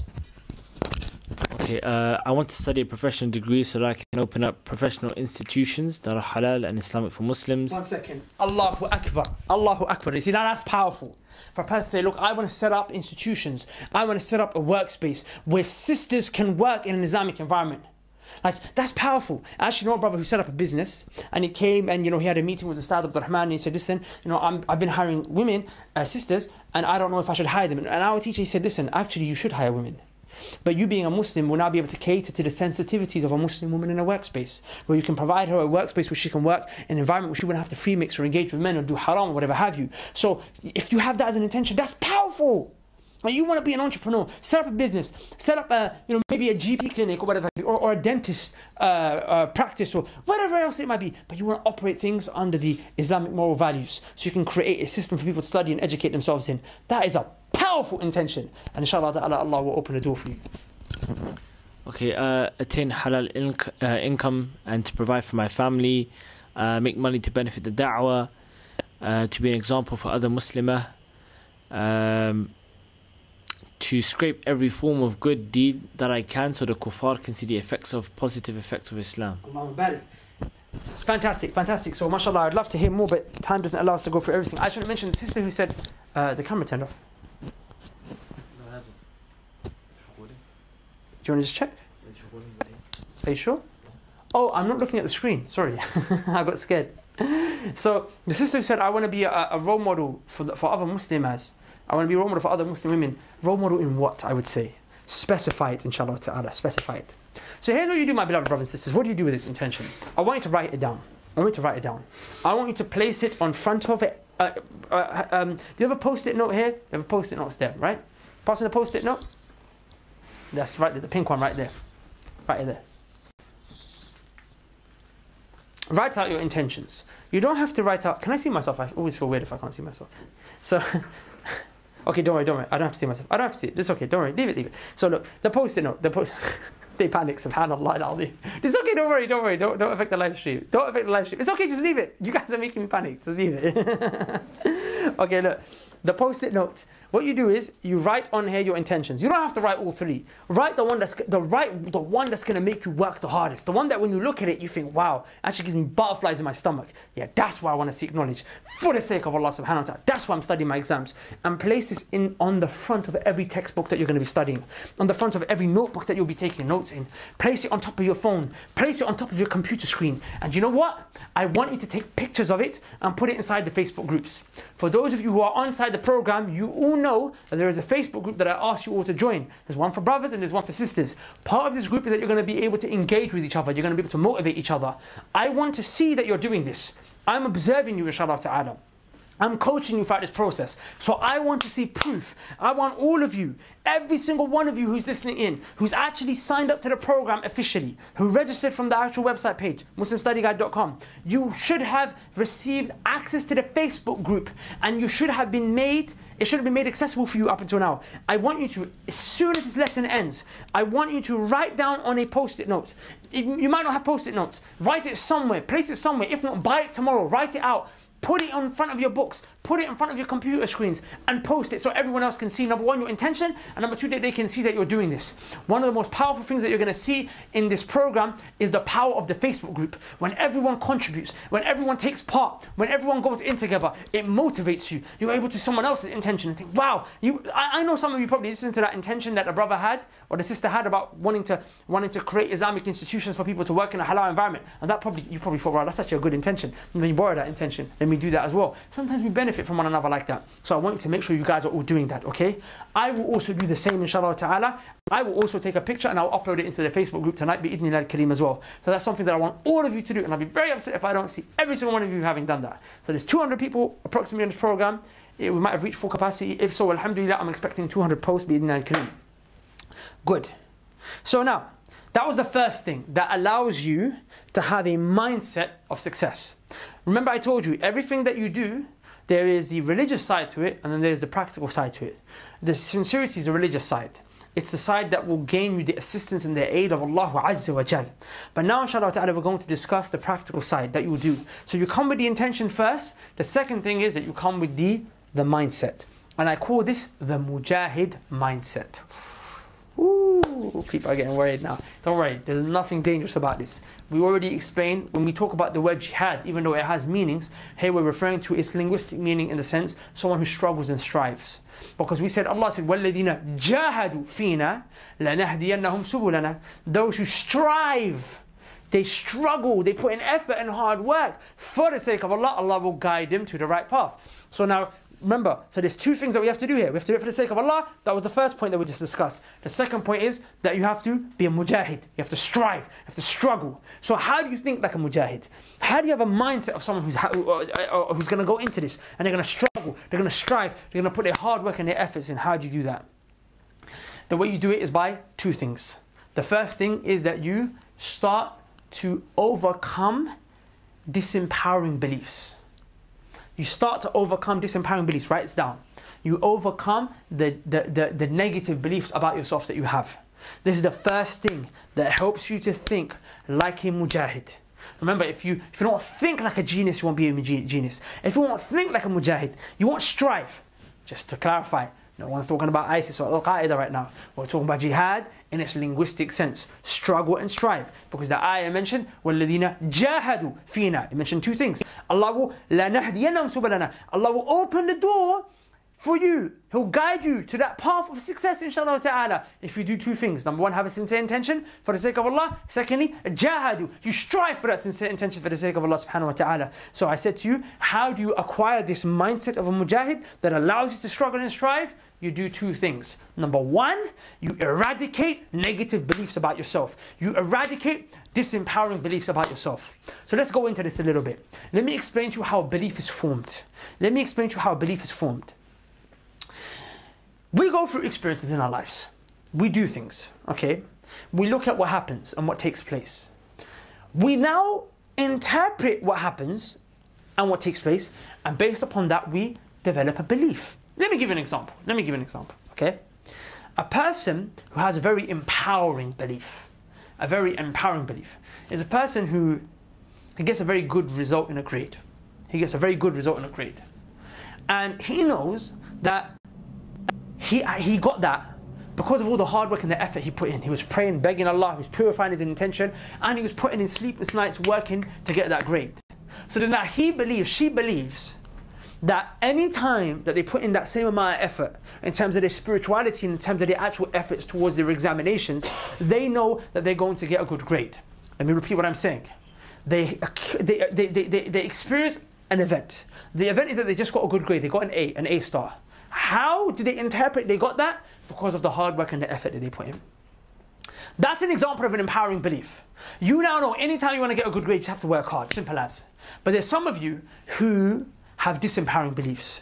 You might have got a bad grade, and you say to yourself, the reason I got a bad grade is because I'm dumb.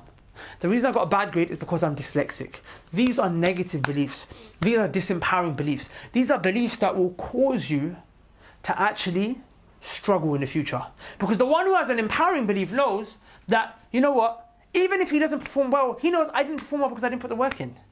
But the one who doesn't perform well, who has a negative belief, they don't believe that they have got any control with Allah's permission over this. Allah has ultimate control, and then you have that, but they don't believe they have any element of control over this. None. They believe it's just down to them being weak or bad. Let me give you a few examples to really drive the point home. You have a sister, okay? This sister, she, right now, at this point in her life, she doesn't believe anything negative about herself. She doesn't believe that she's ugly. She doesn't believe that she's overweight. She doesn't believe anything like that. But she walks out the house one day. She walks out the house one day and suddenly people are looking at her strange, looking at her weird. So that's an event that takes place. Now what happens? She interprets that event. She gives that event a meaning. The meaning is they're looking at me because maybe I don't look very good today. Maybe I look ugly. Maybe they're abhorred by the way that I look. Maybe it's because I got a spot on my face or something like that. She should be wearing a niqab anyway, but the point is that, you know, I'm just giving an example, right? So she thinks like that. She thinks like that.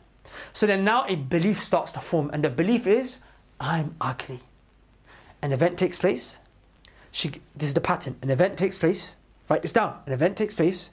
She gives the event meaning. She interprets a meaning for the event, and then a belief starts to form. But now, right now, the belief is not very strong. The belief is weak. It's kind of like, you know, if you have a rope, one rope is made up of many strings, right? Together when those strings come, they make a solid, strong rope that's not that won't break. So right now, she doesn't have a rope. Her belief is not strong like a rope. It's like a single strand that's within that rope. But then, a few days later, another event takes place. She comes home, and her auntie is there, and her auntie looks at her strange. She's like, you look different. You look different today. So another event took place. She now interprets that event. She gives that event a meaning. The meaning is, again, I'm ugly. I'm ugly. She's saying, she never done that before. She never looked at me like, you look different today. She's doing that because I'm ugly. And then the belief gets stronger. The belief is, I'm actually ugly. Then it happens third time. She goes for a marriage meeting. Of course, her dad's there. The wali always has to be present. Her dad, the guardian, has to be present at the marriage meeting.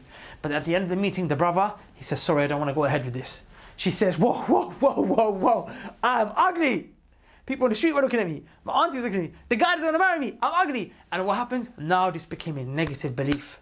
So what does she do? She starts to disobey Allah by plastering herself with makeup. She plasters herself with makeup. She starts to disobey because she says, I have to beautify myself in order to get married, in order for people to not look at me strange. So she starts to wear makeup, starts to wear tight clothes, the hijab comes off. She does, all these things. And then that disempowering belief, it takes her down a self-destructive, toxic cycle. But in actuality, she had the ability to interpret those events in a positive way. Because I'll tell you how she could have interpreted it. The reason why people were looking at her strange was not because she was ugly when she came out of the house, but it was because it was freezing cold and she wasn't wearing a jacket. So people were looking at her strange. What? This girl, crazy. She's not wearing a jacket and it's cold, right? So that's why they were looking at her strange. Her auntie was looking at her strange, not strange, but was like, oh, you look different, because that day she started wearing a hijab. And she didn't wear hijab before that. And the reason the brother turned off the marriage meeting was because he realized that compatibility-wise, their personalities are maybe not the same. That doesn't mean she's ugly. It just means that you're not for me, right? But you're probably for someone else. These are really how most things pan out in life. it's really not in a negative way. It really isn't. But we destroy ourselves by always interpreting it in a negative way. We destroy ourselves by always interpreting it in a negative way. How many times does it happen amongst friends? Sisters, how many times does this happen amongst yourself? Another sister or a girl, she looks at you in a certain way, she says something, and you interpret it in a negative way. And wallahi, when you get down to it, she never meant it like that. She really never. But it's down to how you did that. So now, inshallah ta'ala, I don't want to, this issue of beliefs is very vast, but I want to stick to the topic of actual examinations and limiting beliefs when it comes to your exams. So I want to give you some examples, okay, of limiting beliefs and negative beliefs that will hinder you when it comes to your studies. For example, we tell ourselves, I'm not going to get a good grade. You say, I'm not going to get a good grade because I just don't have the ability to get a good grade. I just can't get a good grade, okay? How do you overcome such a negative belief? This is the process, because I'm going to ask you to do this yourself in a second. How do you overcome a negative belief? Well, what you do is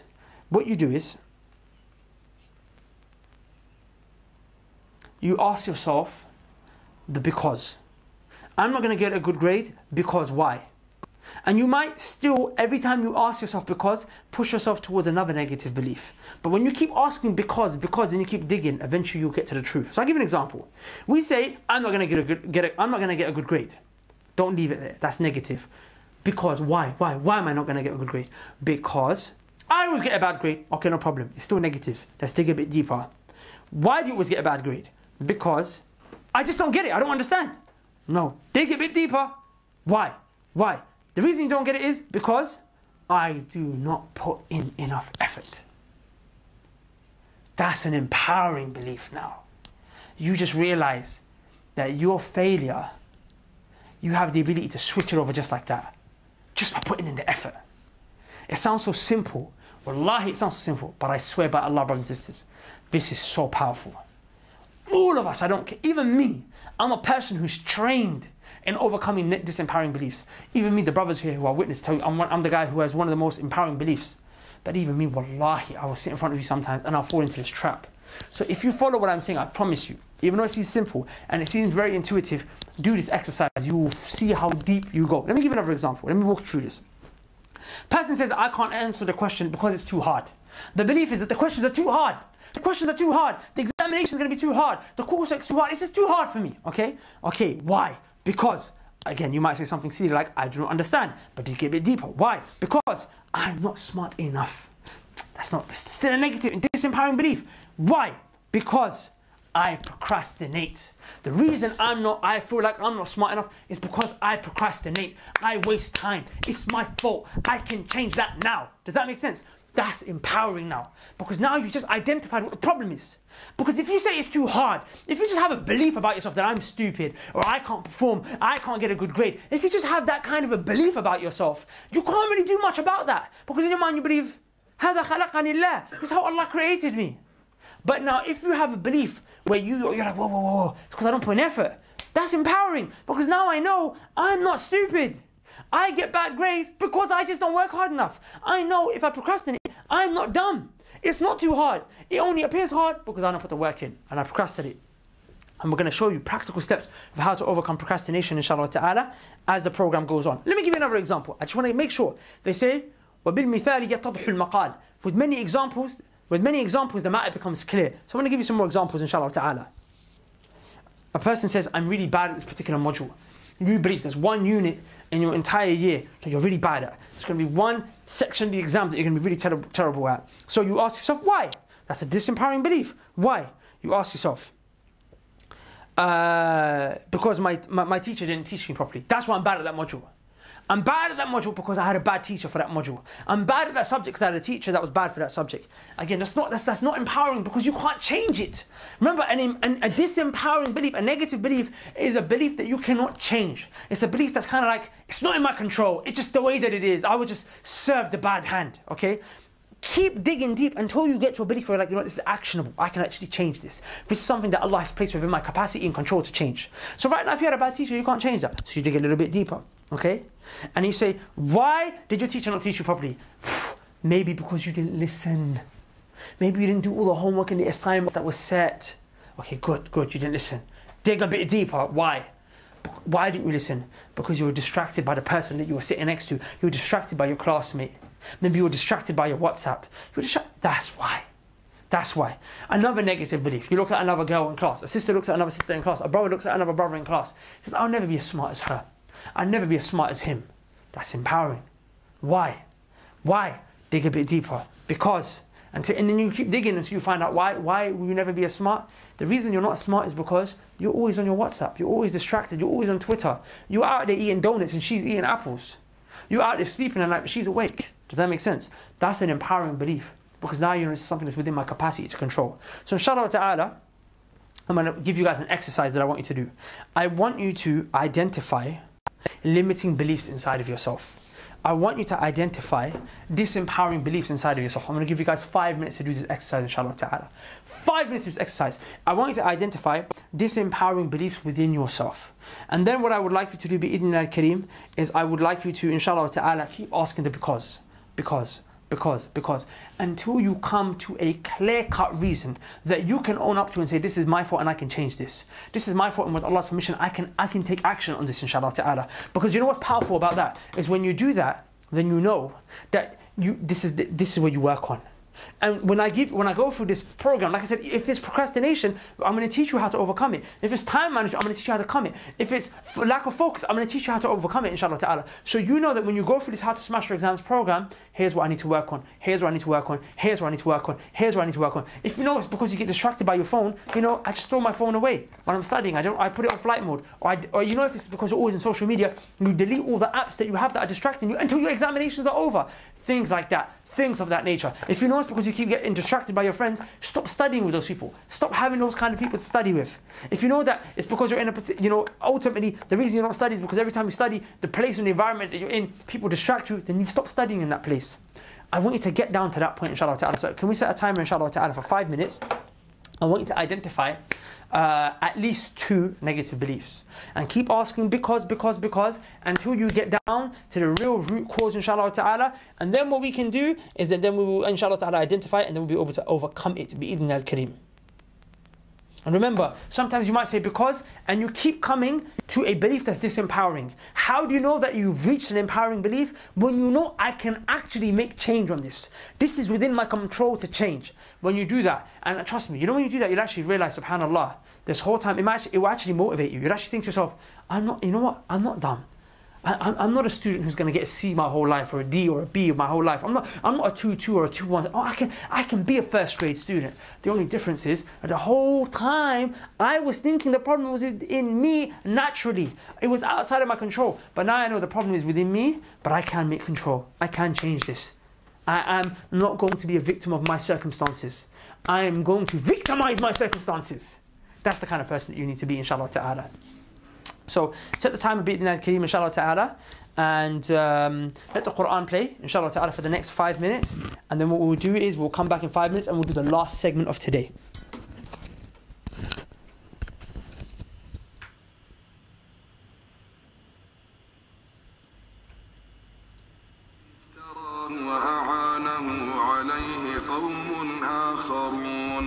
فقد جاءوا ظلما وزورا وقالوا أساطير الأولين اكتتبها فهي تملى عليه بكرة وأصيلا قل أنزله الذي يعلم السر في السماوات والأرض إنه كان غفورا رحيما وقالوا ما لهذا الرسول يأكل الطعام ويمشي في الأسواق لولا أنزل إليه ملك فيكون معه نذيرا أو يلقى إليه كنز أو تكون له جنة يأكل منها وقال الظالمون إن تتبعون إلا رجلا مسحورا انظر كيف ضربوا لك الأمثال فضلوا فلا يستطيعون سبيلا تبارك الذي إن شاء جعل ويجعل لك خيرا من ذلك جنات تجري من تحتها الأنهار ويجعل لك قصورا بل كذبوا بالساعة وأعتدنا لمن كذب بالساعة سعيرا إذا رأتهم من مكان بعيد سمعوا لها تغيظا وزفيرا وإذا ألقوا منها مكانا ضيقا مقرنين دعوا هنالك ثبورا لا تدعوا اليوم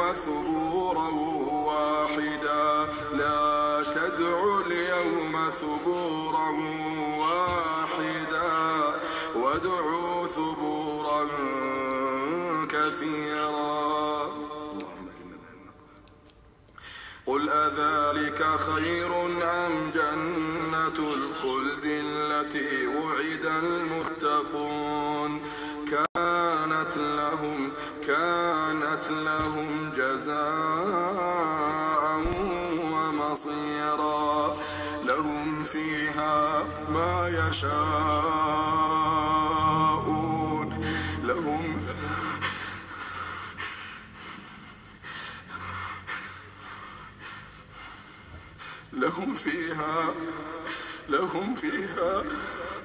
لهم فيها ما يشاءون خالدين كان على ربك وعدا مسؤولا ويوم يحشرهم وما يعبدون من دون الله فيقول أأنتم أضللتم عبادي هؤلاء أم هم ضلوا السبيل قالوا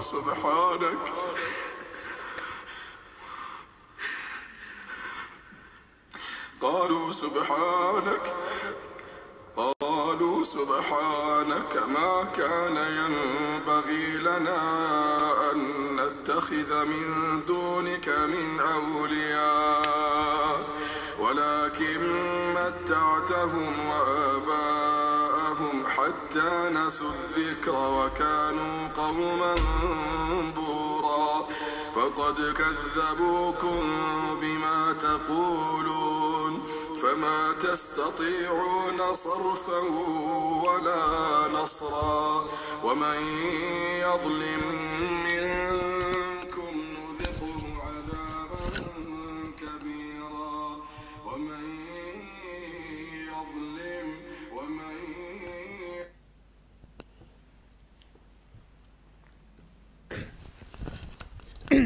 Do you want to open the chat, inshallah? Alhamdulillah wa salatu wa salamu ala rasulillah amma ba'd. Assalamu alaikum wa rahmatullahi wa barakatuh. So now, alhamdulillah, we are entering into that mujahid mindset. We said we are going to, inshallah ta'ala, do two things that will allow us to be able to strive. One of the things that hinders us and prevents us from striving is these negative limiting beliefs that we have. If we can overcome these limiting beliefs, we're able to strive.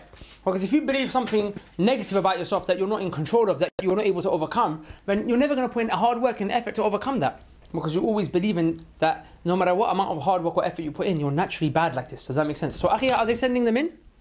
Yeah, they're coming in, inshallah. Wait. Okay, I'm going to pass the mic over to Mr. Wavy, the waviest guy that I've ever known. Alhamdulillah. And you can share, inshallah. Just share with me. Oh, sorry. Maybe I didn't clarify. Guys, I want you to share your negative beliefs, what they were, and how you worked out, how you converted that negative belief into an empowering belief. By digging deep and working out how to overcome that. And now you know that this is a belief that is empowering and you can actually take action on it. It's an actionable belief. One sister says, I let shaitan make me do the lesser of two goods because I didn't know which one was truly better in the sight of Allah, because I have limited knowledge, because I didn't put enough effort. So I think she's saying that she's going blame shaitan first. Yeah, now she's saying she didn't put enough effort, so inshallah she's going to move forward and do her. Because when you blame shaitan, it's like, right, shaitan's like, you know, he's the one who's doing this to me. But now, well, okay, that's powerful, that's exactly what we wanted. But now she's able to understand it's within her control. She can actually, with Allah's permission, overcome this. Of course. Another person says, I rely on other people for work and I never do my own work. And so the way to turn that into a positive, empowering belief is to do her own work. Oh, beautiful. Yeah, mashallah. Yeah. Another sister says, I'm on my phone way too much. So I'm assuming she's going to... She went straight into it. She told us the empowering belief right away. I think... So what that means, wallah, she has to get rid of her phone. Has to do that. Another person says, I fear failure and I'm lazy. Maybe the root cause is a lack of sincerity and or a love of relaxation. So inshallah, the flip of that is that you start to love to strive for the sake of Allah. That's actually very powerful, because one of the ways where we learn how to overcome procrastination is to actually learn the love of pain, to love to strive, to love to put in work, inshallah ta'ala. Somebody says, I believe that Allah will not help me when I become rich. Now I realize that I will sin by going out and using makeup, etc. when I'm rich. Now I know that it's in my control to stop that. Okay, inshallah, barakallah feek. Inshallah. I think you guys get the idea of it, inshallah ta'ala. It was a good one, you wanted to mention? Someone says, I can't study for my exams because I have too much work built up because my deadlines are soon, but because I didn't complete them earlier because I didn't put enough effort in. Okay, good. So now you see, when you realise, wallahi, a lot of the time it just comes down to you just didn't do the work. You were too busy playing COD, playing Call of Duty, licking off headshots, right? And, or you were just too busy, watching hijabi, Barbies on YouTube, watching their vlogs and whatnot, and, you got distracted from actually doing work. I'll teach you guys something powerful, actually, yeah? I don't know, I can't speak for those of you who have Android. That's a madness. I don't know what manhaj the man are upon. But those who have iPhone, yeah, I want to show you something. Go to your settings. Go to your settings. When you go to your settings, click on battery. When you click on battery, there's a section here that says battery percentage, yeah? Section here that says battery percentage. There it says last 24 hours, last 7 days, okay? Leave the 24 hours. Right next to the last 7 days, there's a clock. Click on the clock. Suddenly, it tells you in the last 24 hours how many hours you spent on WhatsApp, how many hours or how many minutes you spent on Instagram, how many minutes you spent on YouTube. I actually want you guys to do that right now. Do that exercise right now to show you how much of a distraction your phone can be. A lot of you out there wondering, why is it that I'm not performing well in my grades and my results? The reason is because you're on WhatsApp for 3 hours. You're on, stuff for Netflix. Netflix is not even permissible, right? Because there's all sorts of madness on Netflix, movies and stuff and haram and filth and whatnot. But people are on Netflix for like 2-3 hours a day. People are, on their iTunes or whatever have you, listen to music. All these things, number one, they're haram. Number two, they're a waste of time. I mean, if it was just Instagram, I'm not saying that's haram. YouTube's not necessarily haram, but at least it's a waste of time. You're on it for 2 hours, WhatsApp for 2 hours. No wonder you're doing so bad. So those of you who are getting distracted by your phone, I think this is going to be very powerful. So once again, let me walk you through the process. You click on settings. When you click on settings, you scroll down to where it says battery. And where it says battery, you go to where it says battery usage, underneath battery percentage, battery usage, and you click on the clock next to where it says 7 days. And suddenly you can tell. In fact, it would be very nice, inshallah ta'ala, if some of you can share inside the group, akhi, if you can make the chat live. If everyone can share, please, how much time they actually spent on, which app they spent the most time on. Just share that right now, just so we can all kind of, you don't have to feel bad alone, inshallah ta'ala, akhi. Is it live? Yeah, can you share, inshallah ta'ala, what app you spent the most time on? I actually spent quite a lot of time on WhatsApp today, and the reason for that was it was actually work. There was no pleasure in that. It was actually very stressful. We've been sorting out the Umrah trip, alhamdulillah, that we're going on, and sorting out how to smash your exams, making phone calls, making sure everything's set up. So I actually spent a lot of time on WhatsApp today, but it was work. It was actually work related. But I don't have exams, you do, so you need to limit that. Do you want to come share, inshallah ta'ala, what something they were saying? Mention the name, and then mention to us how long they're spending. This is a bit off topic. It's not actually part of the program today, but I thought it would be powerful. And let me know if you feel like you've done Abdullahi Munya says YouTube 6 hours. One person says. What? Abdullahi Munya says YouTube 6 hours. Abdullah Munya? Yeah. Is that Yasin Munya's brother? Are you Yasin Munya's brother? Wallahi, I'm going to tell your brother, man's on 6 hours on YouTube. A'udhu billah. If you're watching Ustad Abdurrahman's lectures, then I understand. Subhanallah al-Azim. If not, 6 hours on YouTube is problematic, akhi. That's 1/4 of the day. Wow. Yeah, inshallah. Starting from the top, Suhaib Ahmed, Snapchat, Fatima 22, Instagram, MEB, Suhaib Ahmed, Instagram, then Snapchat, how long? Safari. It doesn't say the time, but I'll mention the time, inshallah. Abdullahi, okay, inshallah. Of course. Amin Islam, 12.1 hours of Instagram in the last 7 days, akhi. Wow. No, 24 hours. I want to know in the last 24 In the hours. last 24 hours, akhi. Twitter, 1.1 hours. On what? Twitter. Instagram, 1.5 hours. Halim Aliyah said that. Akhi Abdullah said Instagram, last 7 days, 9.1 hours. Royhana Eve said 8.5 hours on YouTube. Fatima 22 said 4.9 hours on YouTube. Sahar Ezat said MySpace, 12 hours. Akhi, who are you speaking to on MySpace for 12 hours? MySpace. That's 2 decades ago. That's not even like I love you for the sake of Allah. But who's on MySpace? That's probably just filled with creeps now. Subhanallah al-Azim. How many hours on MySpace? 12 hours. 12 hours in the last. That must be the last 7 days. That has to be the last week. But still, MySpace. MySpace. You speak to everyone on MySpace in 12 hours. Everyone. Subhanallah. Yeah, subhanallah. Instagram, 8.4 hours. Akhi, in the last day. Instagram, 2 hours in the last 24 hours. Quran app, mashallah. 29 minutes. It says 24 hours, but I think the brother might be joking. Uzla Turab Khan says Instagram 6 hours and YouTube 11 hours in the last 7 days. If the brothers and sisters could just include the statistics for the last 24 hours, inshallah. 3 more, inshallah. Yeah. Snapchat and Instagram 4 hours. Akhi, I hope that's not 4 hours each. said by Binny. Yeah, inshallah. Okay. I think we'll leave it there. Okay, barakallah feek. So guys, let me know if you're benefiting from the program also in the comments. Well, I really like that, inshallah. So guys, now I want you to come to a realization now, yeah? Imagine, subhanallah al-azim, imagine, yeah, that those of you who are doing like 1 hour regularly on Instagram every single day, in a week that's 7 hours, in a month that's 30 hours, in a year how many hours is that? That's 365 hours. In 10 years, because that's usually a trend you'll keep for a decade. That's how much? 3,650 hours. Wow. That's just on one app. Then you got 2 apps that you're on an hour each day. And then there's those of you who are 2-3 hours. Some people are saying 12 hours on a particular app. That's over an hour. That's about an hour and a half a day for a week. Brothers and sisters, wallahi, when you die, there's not going to be anything more valuable for you in your life than time. If you have money, you might have all the money in the world, but wallahi, you'd be willing to give every penny that you have just for an extra minute. And you're wasting so much time. Now you only have a very limited amount of time before your exams. Some of your exams are happening at the end of April. Some of them are happening at the beginning of May, some June. Your exams are very, very, very, very close. Every single minute matters now. Every single minute counts. It always did, by the way, because you'll be questioned for how you spent every time that Allah gave you on the Day of Judgment, as it is anyway. But if we're talking in the context of these exams, remember, every time you spend an hour on Instagram, that's an hour you're taking away from your studying. Every time you spend an hour on WhatsApp, that's an hour away from studying. You know, it's weird because my most used app is always WhatsApp. It's because, you know, I'm always on WhatsApp. That's more than anything else. And I'll tell you why in a second.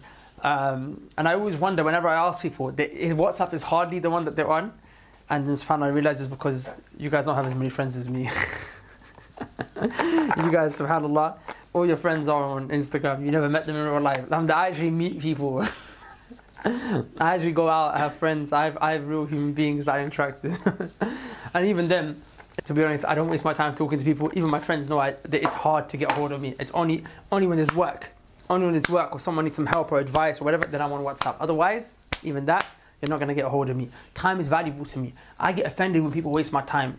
Wallah, if someone came into your house and started stealing money from you every day, Would you let that person keep coming into your house? No, you wouldn't. So how the hell am I going to let someone in my life who keeps taking time away from me, wasting my time? Time is more valuable to me than money. I told you just a second ago, if I was going to die, I would rather give up my money for a minute than give up a minute for the money.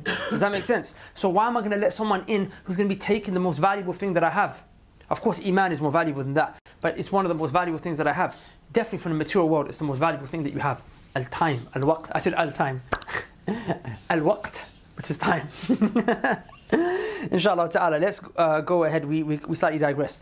Just bear in mind, guys, I think literally there might just be, again, 1 or 2 spaces left. I haven't counted exactly how many have signed up since we've been doing the program. So, you know, literally, if you really want to sign up, remember this webinar is free. And to gain access to the actual full recording of this after the live is gone, and to be able to access all the other videos, go now to muslimstudyguide.com. Go now to muslimstudyguide.com. The link is below, inshallah ta'ala. Even if you're going to go away from this webinar to sign up, don't worry, you can let it play in the background and get the recording sent to you later on, inshallah ta'ala. But don't miss out on this opportunity to benefit from this program. Okay, so the final thing I want to mention today. So remember we said that there's 2 things that are going to enable you to actually fix your mindset. The first thing is a sincere intention to do it for the sake of Allah, because Allah will aid you. And the second thing is what? Is that you have a mujahid mindset. And I said the mujahid mindset is comprised of 2 things. The first thing that allows you to have a mujahid mindset is to have empowering beliefs, to know where your faults and your flaws are so you can overcome them. Number 1, that's what we just done. The second thing, and this for me is one of the most powerful things, is to have a high aspiration, to have a high goal, to reach for the stars. Don't sell yourself short. Imam Ibn al-Jawzi rahimahullah used to say that a student of knowledge, a person who wants to study, his feet should be firm on the ground, but his head should be high into the stars. Why? Because he's reaching for the stars, he's aiming for the stars. Why is that powerful? Because if I reach for the stars, there's a high chance that I might never ever grab a star. I might never hold on to it, I might never get to the star. But you better believe I'm going to get the clouds though. But if all I do is I aim for the ceiling of the house, and if I don't get the ceiling, then what's going to happen? I'm going to fall flat on my face. I'm going to fall flat on my face because I never aimed high. But when you aim high, you might not get that highest goal, but whatever you get, because you are working for the highest goal, you get slightly below it. Like a person who aims to get £100,000 a year. I'm sorry, I don't mean to use money and finance as an example, but it's a good example in terms of helping you guys understand. Person wants to make £100,000 a year. Now he wants to make £100,000 a year. He might not get the 100k, but if he works and exerts all of his efforts towards getting 100k, he might make 50k. He might get half. He might even make 40. But if he only worked towards getting 10k or 20k a year, there's a chance he might not get that. But what if he's going to fall short? He'll fall short on the 15k, the 10k, the 5k, maybe even 0k mark. So the higher you aim, the safety net that you have to fall on is always going to be higher than the safety net that you have to fall on if your goal was short, if your goal was low. Does that make sense? So number 1, you have to have a high aspiration. So how do you translate this? In other words, aim for an A. Aim for an A star. Aim for a 1. Aim for a high grade. Okay?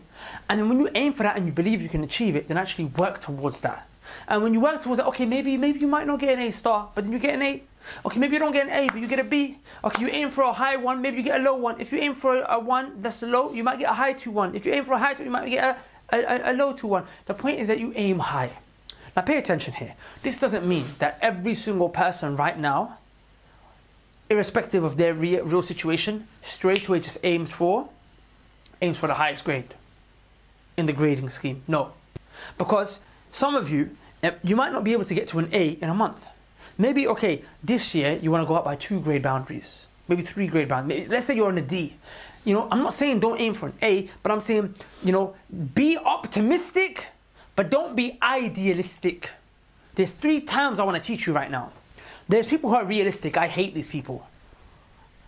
I hate them with severe hating. People who are realistic. Sah, Mr. Wavy. We hate these people who are realistic. They always want to tell you, be realistic, man, I can't get an A. Be realistic, I'm on a D.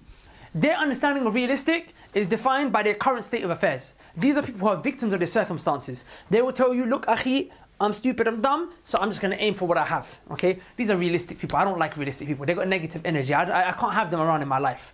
They're ducks. I'm trying to soar with the eagles. I ain't trying to sit and swim with the ducks. So I can't have these people in my life, the realistic ones. Then you got people who are idealistic. Idealistic is a guy he's getting a D, but then he's like, my aim is an A star, right? And he's not going to put no work towards it. He's idealistic. He's gone beyond the scope of realistic and optimistic towards now being an idealistic, to being an idealist. And that's dangerous, because the same way the realist, his goal is too low to actually achieve. The idealist, his goal is too far-fetched to actually achieve. The same way having a goal that's low can be bad, having a goal that's too high, past the stars, into the sky, even that goal is too hard to achieve. Rather, what do? You set yourself an optimistic goal. An optimistic goal is a goal it's above the status quo. It's above the standard. It's a major improvement for yourself, but it's an improvement that's within the scope of reason. It's within the scope of reason.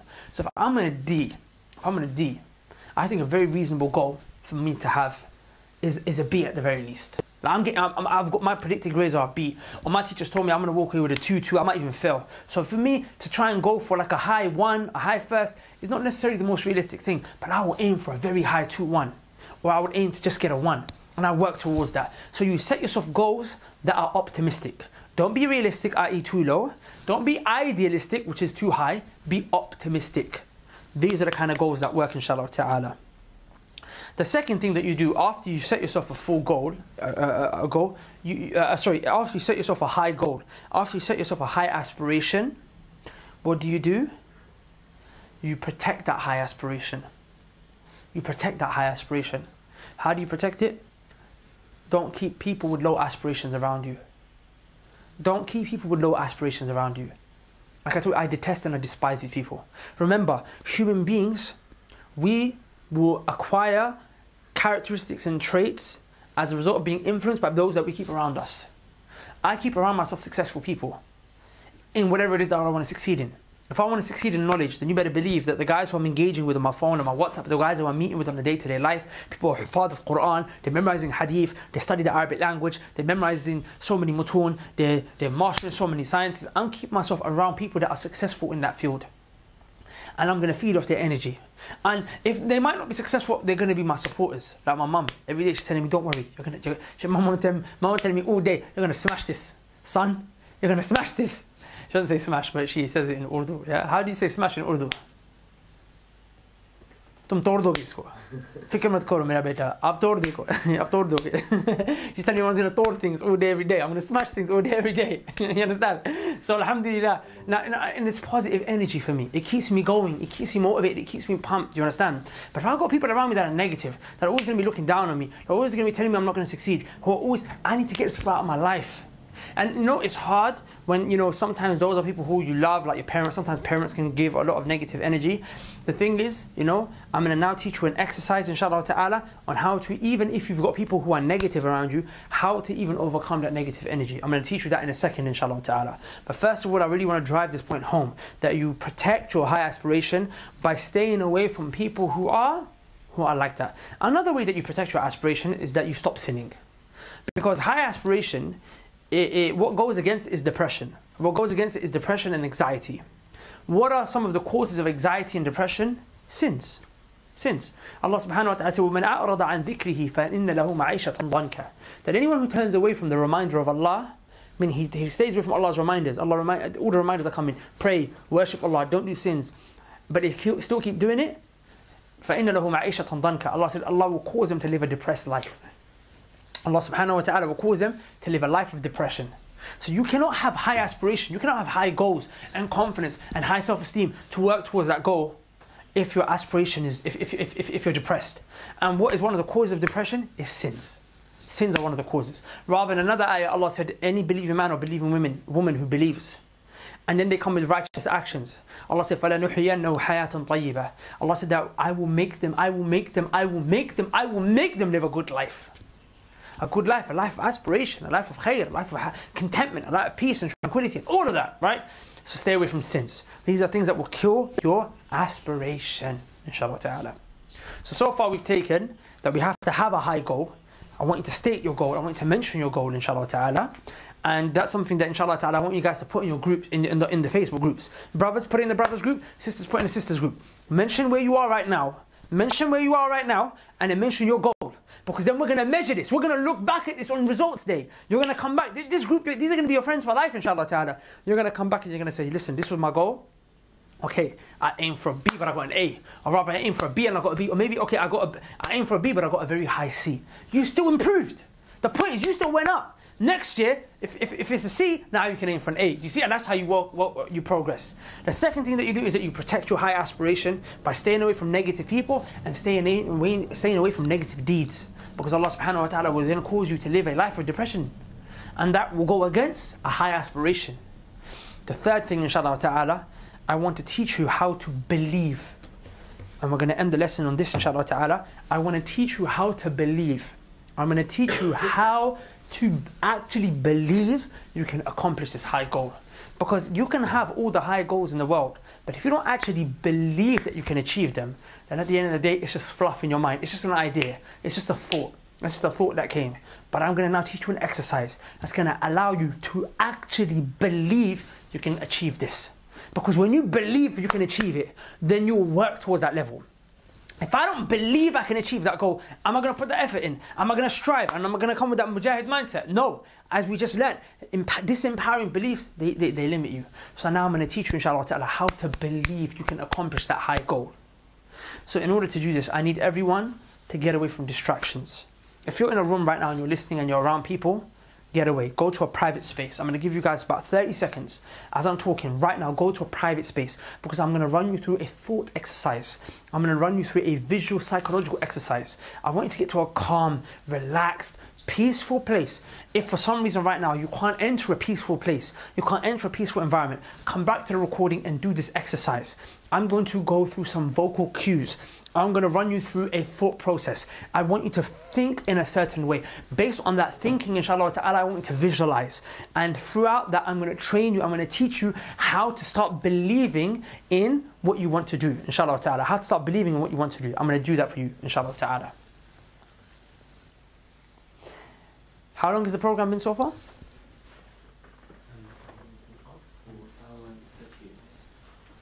Okay, how long? 14 minutes. Okay, actually I'm going to run through that program in the next lesson with you guys, inshallah ta'ala. I'm going to run through the exercise in the next lesson.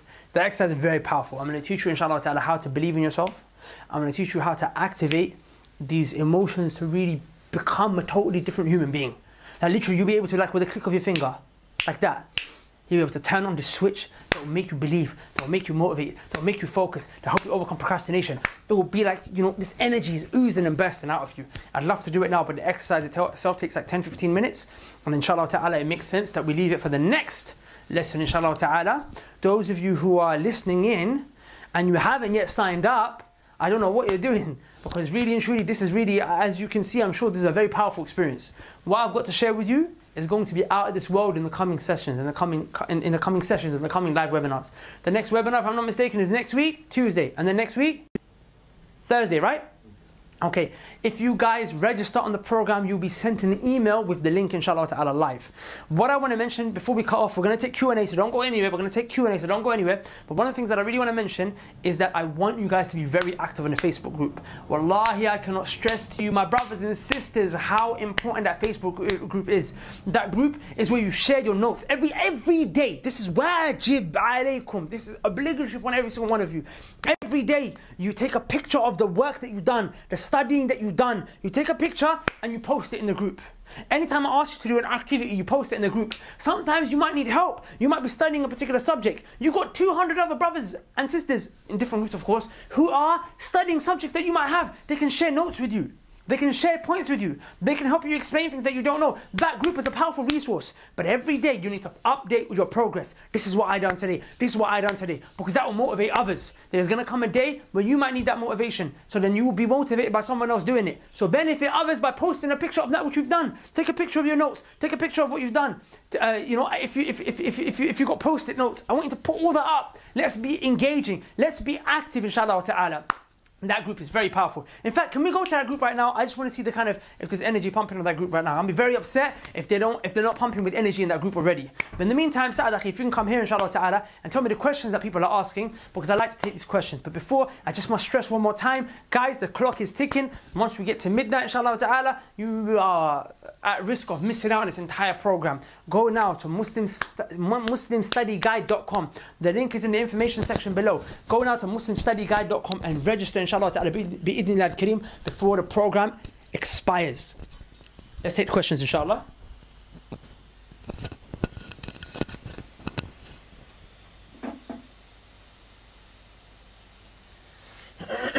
Okay, question number 1. Can you give tips on how to do note-taking effectively? Okay, so I actually, part of this program, I teach you guys something called the SMASH method. The SMASH method is an effective way to take notes. So inshallah ta'ala, I'm not going to go into that right now because we have a whole lesson dedicated to that. But just to kind of give you, just to get you guys excited and pumping, inshallah ta'ala, what we do is that we look at, for example, say you're taking notes from a textbook, right? So we look at a textbook, and we're going to work out exactly how to identify what the important points are, how to chunk it down, how to record them, how to take note of them, okay? How to absorb them, and then how to then keep them in your mind so that you do not forget about them. So we're going to go to a website, a book, has so much content, so many pages, how to work out what's important. That's the hardest thing, working out what's relevant, what's important, and then take note of that, write it down, inshallah ta'ala. And then upon that, what you're going to do, upon that, inshallah ta'ala, you are going to then, we're going to teach you how to, once you've taken those notes, how to retain those notes, how to be able to recall them, how to be able to sit in an examination, and then those notes are in your memory. They're not going anywhere. I'm going to teach you all that, inshallah ta'ala. So if you haven't yet signed up, guys, make sure you do. Okay, someone asked, what if my because is procrastination because I keep going back to studying the deen instead of the secular sciences? Yeah, I mean, to be honest, I really feel you there, man, because even I'll be honest with you, preparing how to smash your exams, I procrastinate. Shall I tell you why? Because as much as I love teaching this to you, I really love teaching on Knowledge College more. Knowledge College is where we teach the Islamic subjects. So I really kind of appreciate where you're coming from there. But there's a way to overcome that. And that's what I do. It's something called time management. When you time manage, because it's okay, and I'm very happy that your actual main passion is the Islamic sciences and not the secular sciences. But that doesn't mean that you can't still handle your secular sciences. You can if you just manage your time properly. If you manage your time and we set you a map to how to basically have a particular time of day to be able to kind of execute those tasks in that structured fashion, then it becomes a lot more easier. And there's many other tips that I'm going to give you that are going to be directly relevant to that, inshallah ta'ala. I think that's actually going to be the next lesson, if I'm not mistaken. The next lesson is on time management and procrastination. That will be next week, inshallah ta'ala, on Tuesday, if not Thursday, depending on what level it comes in the program. So inshallah ta'ala, don't worry, I'm going to go through that in detail with you, bi'idhnillah al-kareem. Someone said, how do I sit at the table and start my revision? Okay, so how do you sit at a table and start your revision? So I'm assuming that you're asking a question because you procrastinate. So they just want to know how to get started.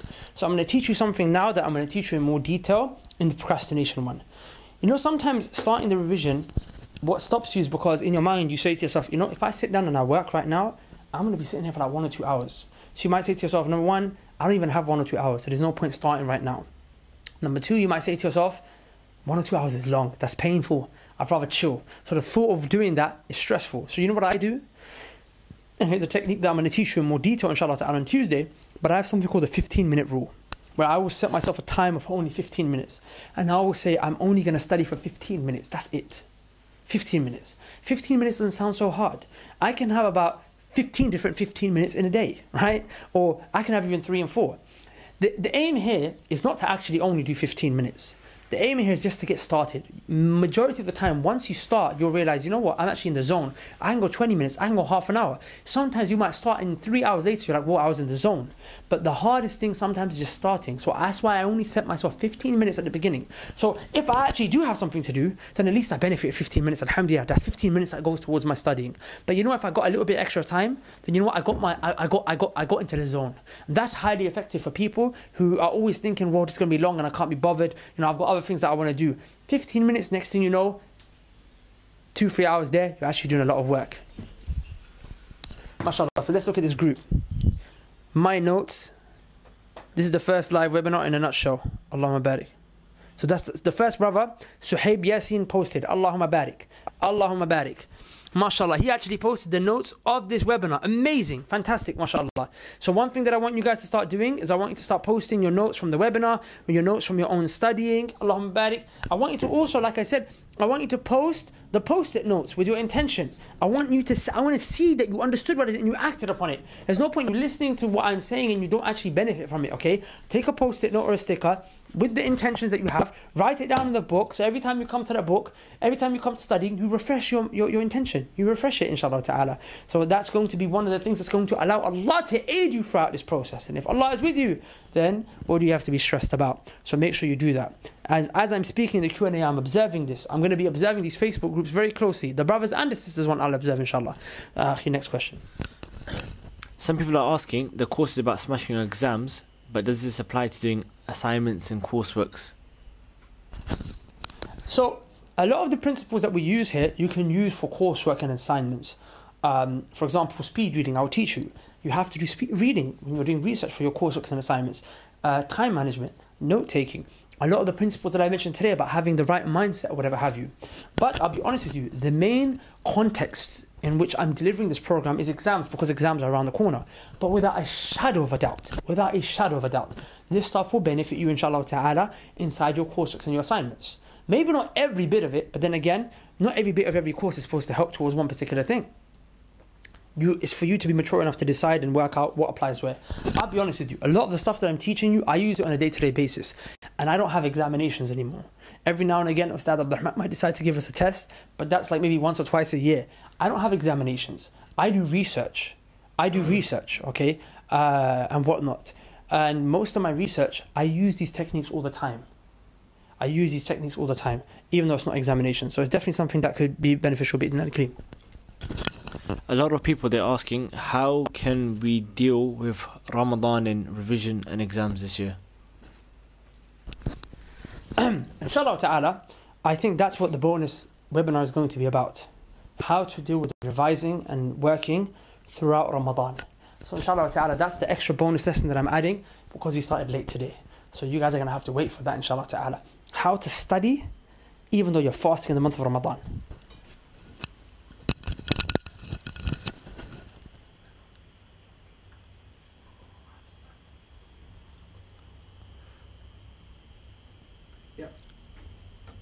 Okay. Are there any du'as or good deeds that I can do for my exams and revision? Yeah, absolutely. Inshallah ta'ala, we'll post the du'a of Imam Ibn Taymiyyah rahimahullah that he used to make. Can we post it in the Facebook group right now? The imagery, can we post it in the Facebook group for the brothers and the sisters right now? Inshallah ta'ala. There's a dua that Ibn Taymiyyah rahimahullah used to make. And remember I told you he was the polymath, he was the genius, right?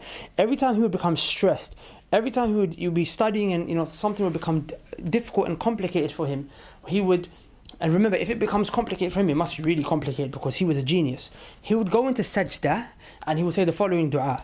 Ya mu'allima Dawood alimni wa ya mufahhima Sulaiman fahimni. He would say to Allah, oh the one who taught Dawood, the Prophet Dawood, Prophet David, teach me. Because Allah mentioned he taught him, right? Teach me. And oh the one who made Sulaiman, the Prophet Solomon, understand, make me understand. So oh the one who taught Dawood, teach me. Oh the one who made Sulaiman, understand, make me understand. He would make this dua in sajda, and he said whenever he made this dua, it's like Allah would open his brain. He said it's like his brain would open and the understanding would be poured into his brain. And I stand before you saying I have made this dua many times when I found things becoming complicated and it worked for me. Sa'ad, have you tried this dua many times? Have you tried this dua before? Yeah, many times, alhamdulillah. And it worked for you? It always works, alhamdulillah. So inshallah ta'ala, that dua, can we put it in the group right now? Huh? And remember, if you want to access that group, inshallah ta'ala, the way you access it is by registering on the program, inshallah ta'ala. There's a lot of stuff that's going to be in that group that's not going to be available, but inshallah ta'ala, I've said the dua, just rewind it if you want to note it down. There are other du'as as well, for example, du'as from the Quran, Rabbi zidni ilma, Allah told us to make dua for Allah to increase us in knowledge. The Prophet sallallahu alaihi wasallam taught us every day after Salatul Fajr to make the following dua, Allahumma inni as'aluka ilman nafi'a, oh Allah, I ask you for beneficial knowledge, wa rizqan tayyiba, and a pure provision, a pure sustenance, a pure rizq, wa amalan mutaqabbala, and actions that are accepted. A powerful dua that you should read after every Fajr prayer that the Prophet ﷺ made every day. How does a person deal with anxiety for exams? So there's many things that cause anxiety. One of the things that causes anxiety is the lack of confidence, and we discussed a lot of how to overcome that today. A lot of it is just down to you not setting yourself high goals, you not believing in yourself, you kind of having limiting beliefs. So I wanted to start off today by helping you overcome that. I'm going to teach you an exercise which I didn't get to do today, but will actually put you in a mind state of you thinking actually like a person who's actually empowered. You thinking like a genius from now. And we're going to do that exercise inshallah ta'ala next week. Either I'm going to start the next lesson with it, or I'll place it in one of the next lessons inshallah ta'ala. But there are other things that cause anxiety as well. One such thing is procrastination. Wallahi, brothers and sisters, I cannot explain to you. Procrastination is such a big thing that it is wallahi, if the quality of your work is poor, if you're feeling anxiety, if you fail, a lot of it just comes down to procrastination. That's why we're going to have to spend an entire day, an entire webinar talking about just procrastination. Inshallah ta'ala will come to that. Also, if you're feeling anxiety, increase in your ibadah and your worship. Allah said, "Ala bi dhikrillahi tatma'innul qulub." Verily, in the remembrance of Allah do hearts find peace. Sometimes I'm studying and I get stressed, I just stop for a second. I open up the Quran, I just read a few pages, calm my nerves down, go make wudu, pray to rak'ah. This is practical. Calm yourself down, relax, make dua and say, Allah, wallahi, I'm stressed, Ya Rab, help me, aid me. Allah, I can't do this without you, aid me, help me, Ya Rab, I need your support. And then Allah Azza wa Jal, He aids and supports His slave. When His slave turns back to Him, Allah said, "Ud'uni astajib lakum." Make dua to me, call to me, and I will respond to you. So Allah subhanahu wa ta'ala, He does that. So inshallah ta'ala, do that. Connect with Allah Azza wa Jal, and that stress and that anxiety will go. And there's many other things. We'll go through it more inshallah ta'ala in the program. Are these studies going to help us in the hereafter, even though the Prophet sallallahu alaihi wasallam and his companions were the best without it? The Sahaba, that's a very good question, mashallah. Would these studies help us in the hereafter? So, like I mentioned to you, there are Sahaba who did study secular sciences. Firstly, it's wrong to say that. There was a woman called Shifa, and she used to know how to write. Remember, the people at that time, one of the secular sciences that one might learn is the science of writing, right? Because people didn't know how to write. So the Prophet ﷺ told her, Shifa, to teach his wife Hafsa radiallahu ta'ala anha how to write. Then you have Zayd ibn Thabit radiallahu anhu, and the Prophet ﷺ commanded him to study a different language, to study the language of the Hebrews.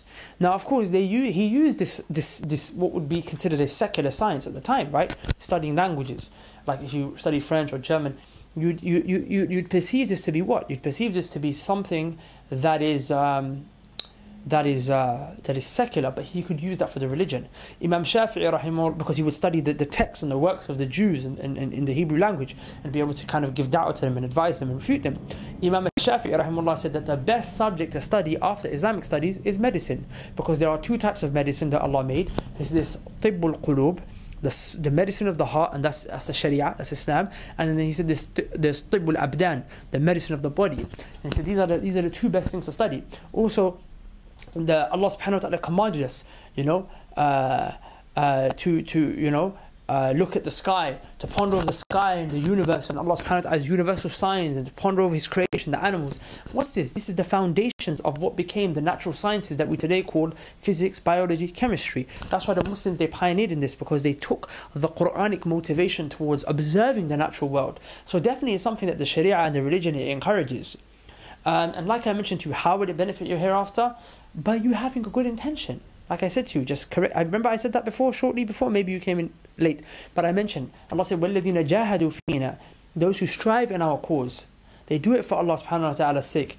فَلَنَهْدِيَنَّهُمْ وَالَّذِينَ جَاهَدُوا فِينَا لَنَهْدِيَنَّهُمْ سُبُلَنَا. Allah said we will guide them to the path. Remember the Prophet ﷺ said that if a person takes a bit of food and he places it in his wife's mouth, he'll be rewarded for that if he does it for the sake of Allah. So of course it can benefit your akhirah, inshallah, if you correct your intention. You can benefit in your akhirah by sleeping, if you sleep with the intention to recuperate yourself and give yourself energy so that you can worship Allah subhanahu wa ta'ala the rest of the day. You can get rewarded for your food if you eat with the intention to give yourself energy and strength to be able to worship Allah subhanahu wa ta'ala today, in the correct way. So you can definitely, inshallah, do that. Any more questions?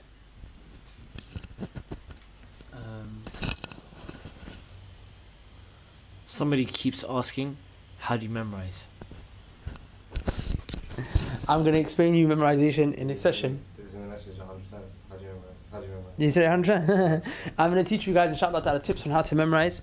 We're going to have a segment for that in and within itself, bi'idhnillah al-kareem. Guys, I think we'll end it there. I really want to hear your feedback. The place I want to hear your feedback is in the Facebook group. If you guys don't have a Facebook account, don't add anyone else. Don't become a Facebook freak. Just literally be in the group only. Look, what, is the Facebook group getting active? It's getting active. It's pumping. Allah, sister already sending the notes.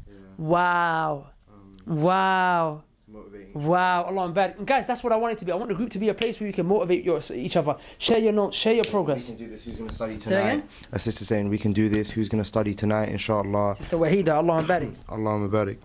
You know, they're discussing about Easter holidays, all that kind of stuff. They're deciding a study schedule. Allah Mubarak is very good. Very good, very good. So this is how it gets pumping, inshallah ta'ala. And trust me, today was just the beginning.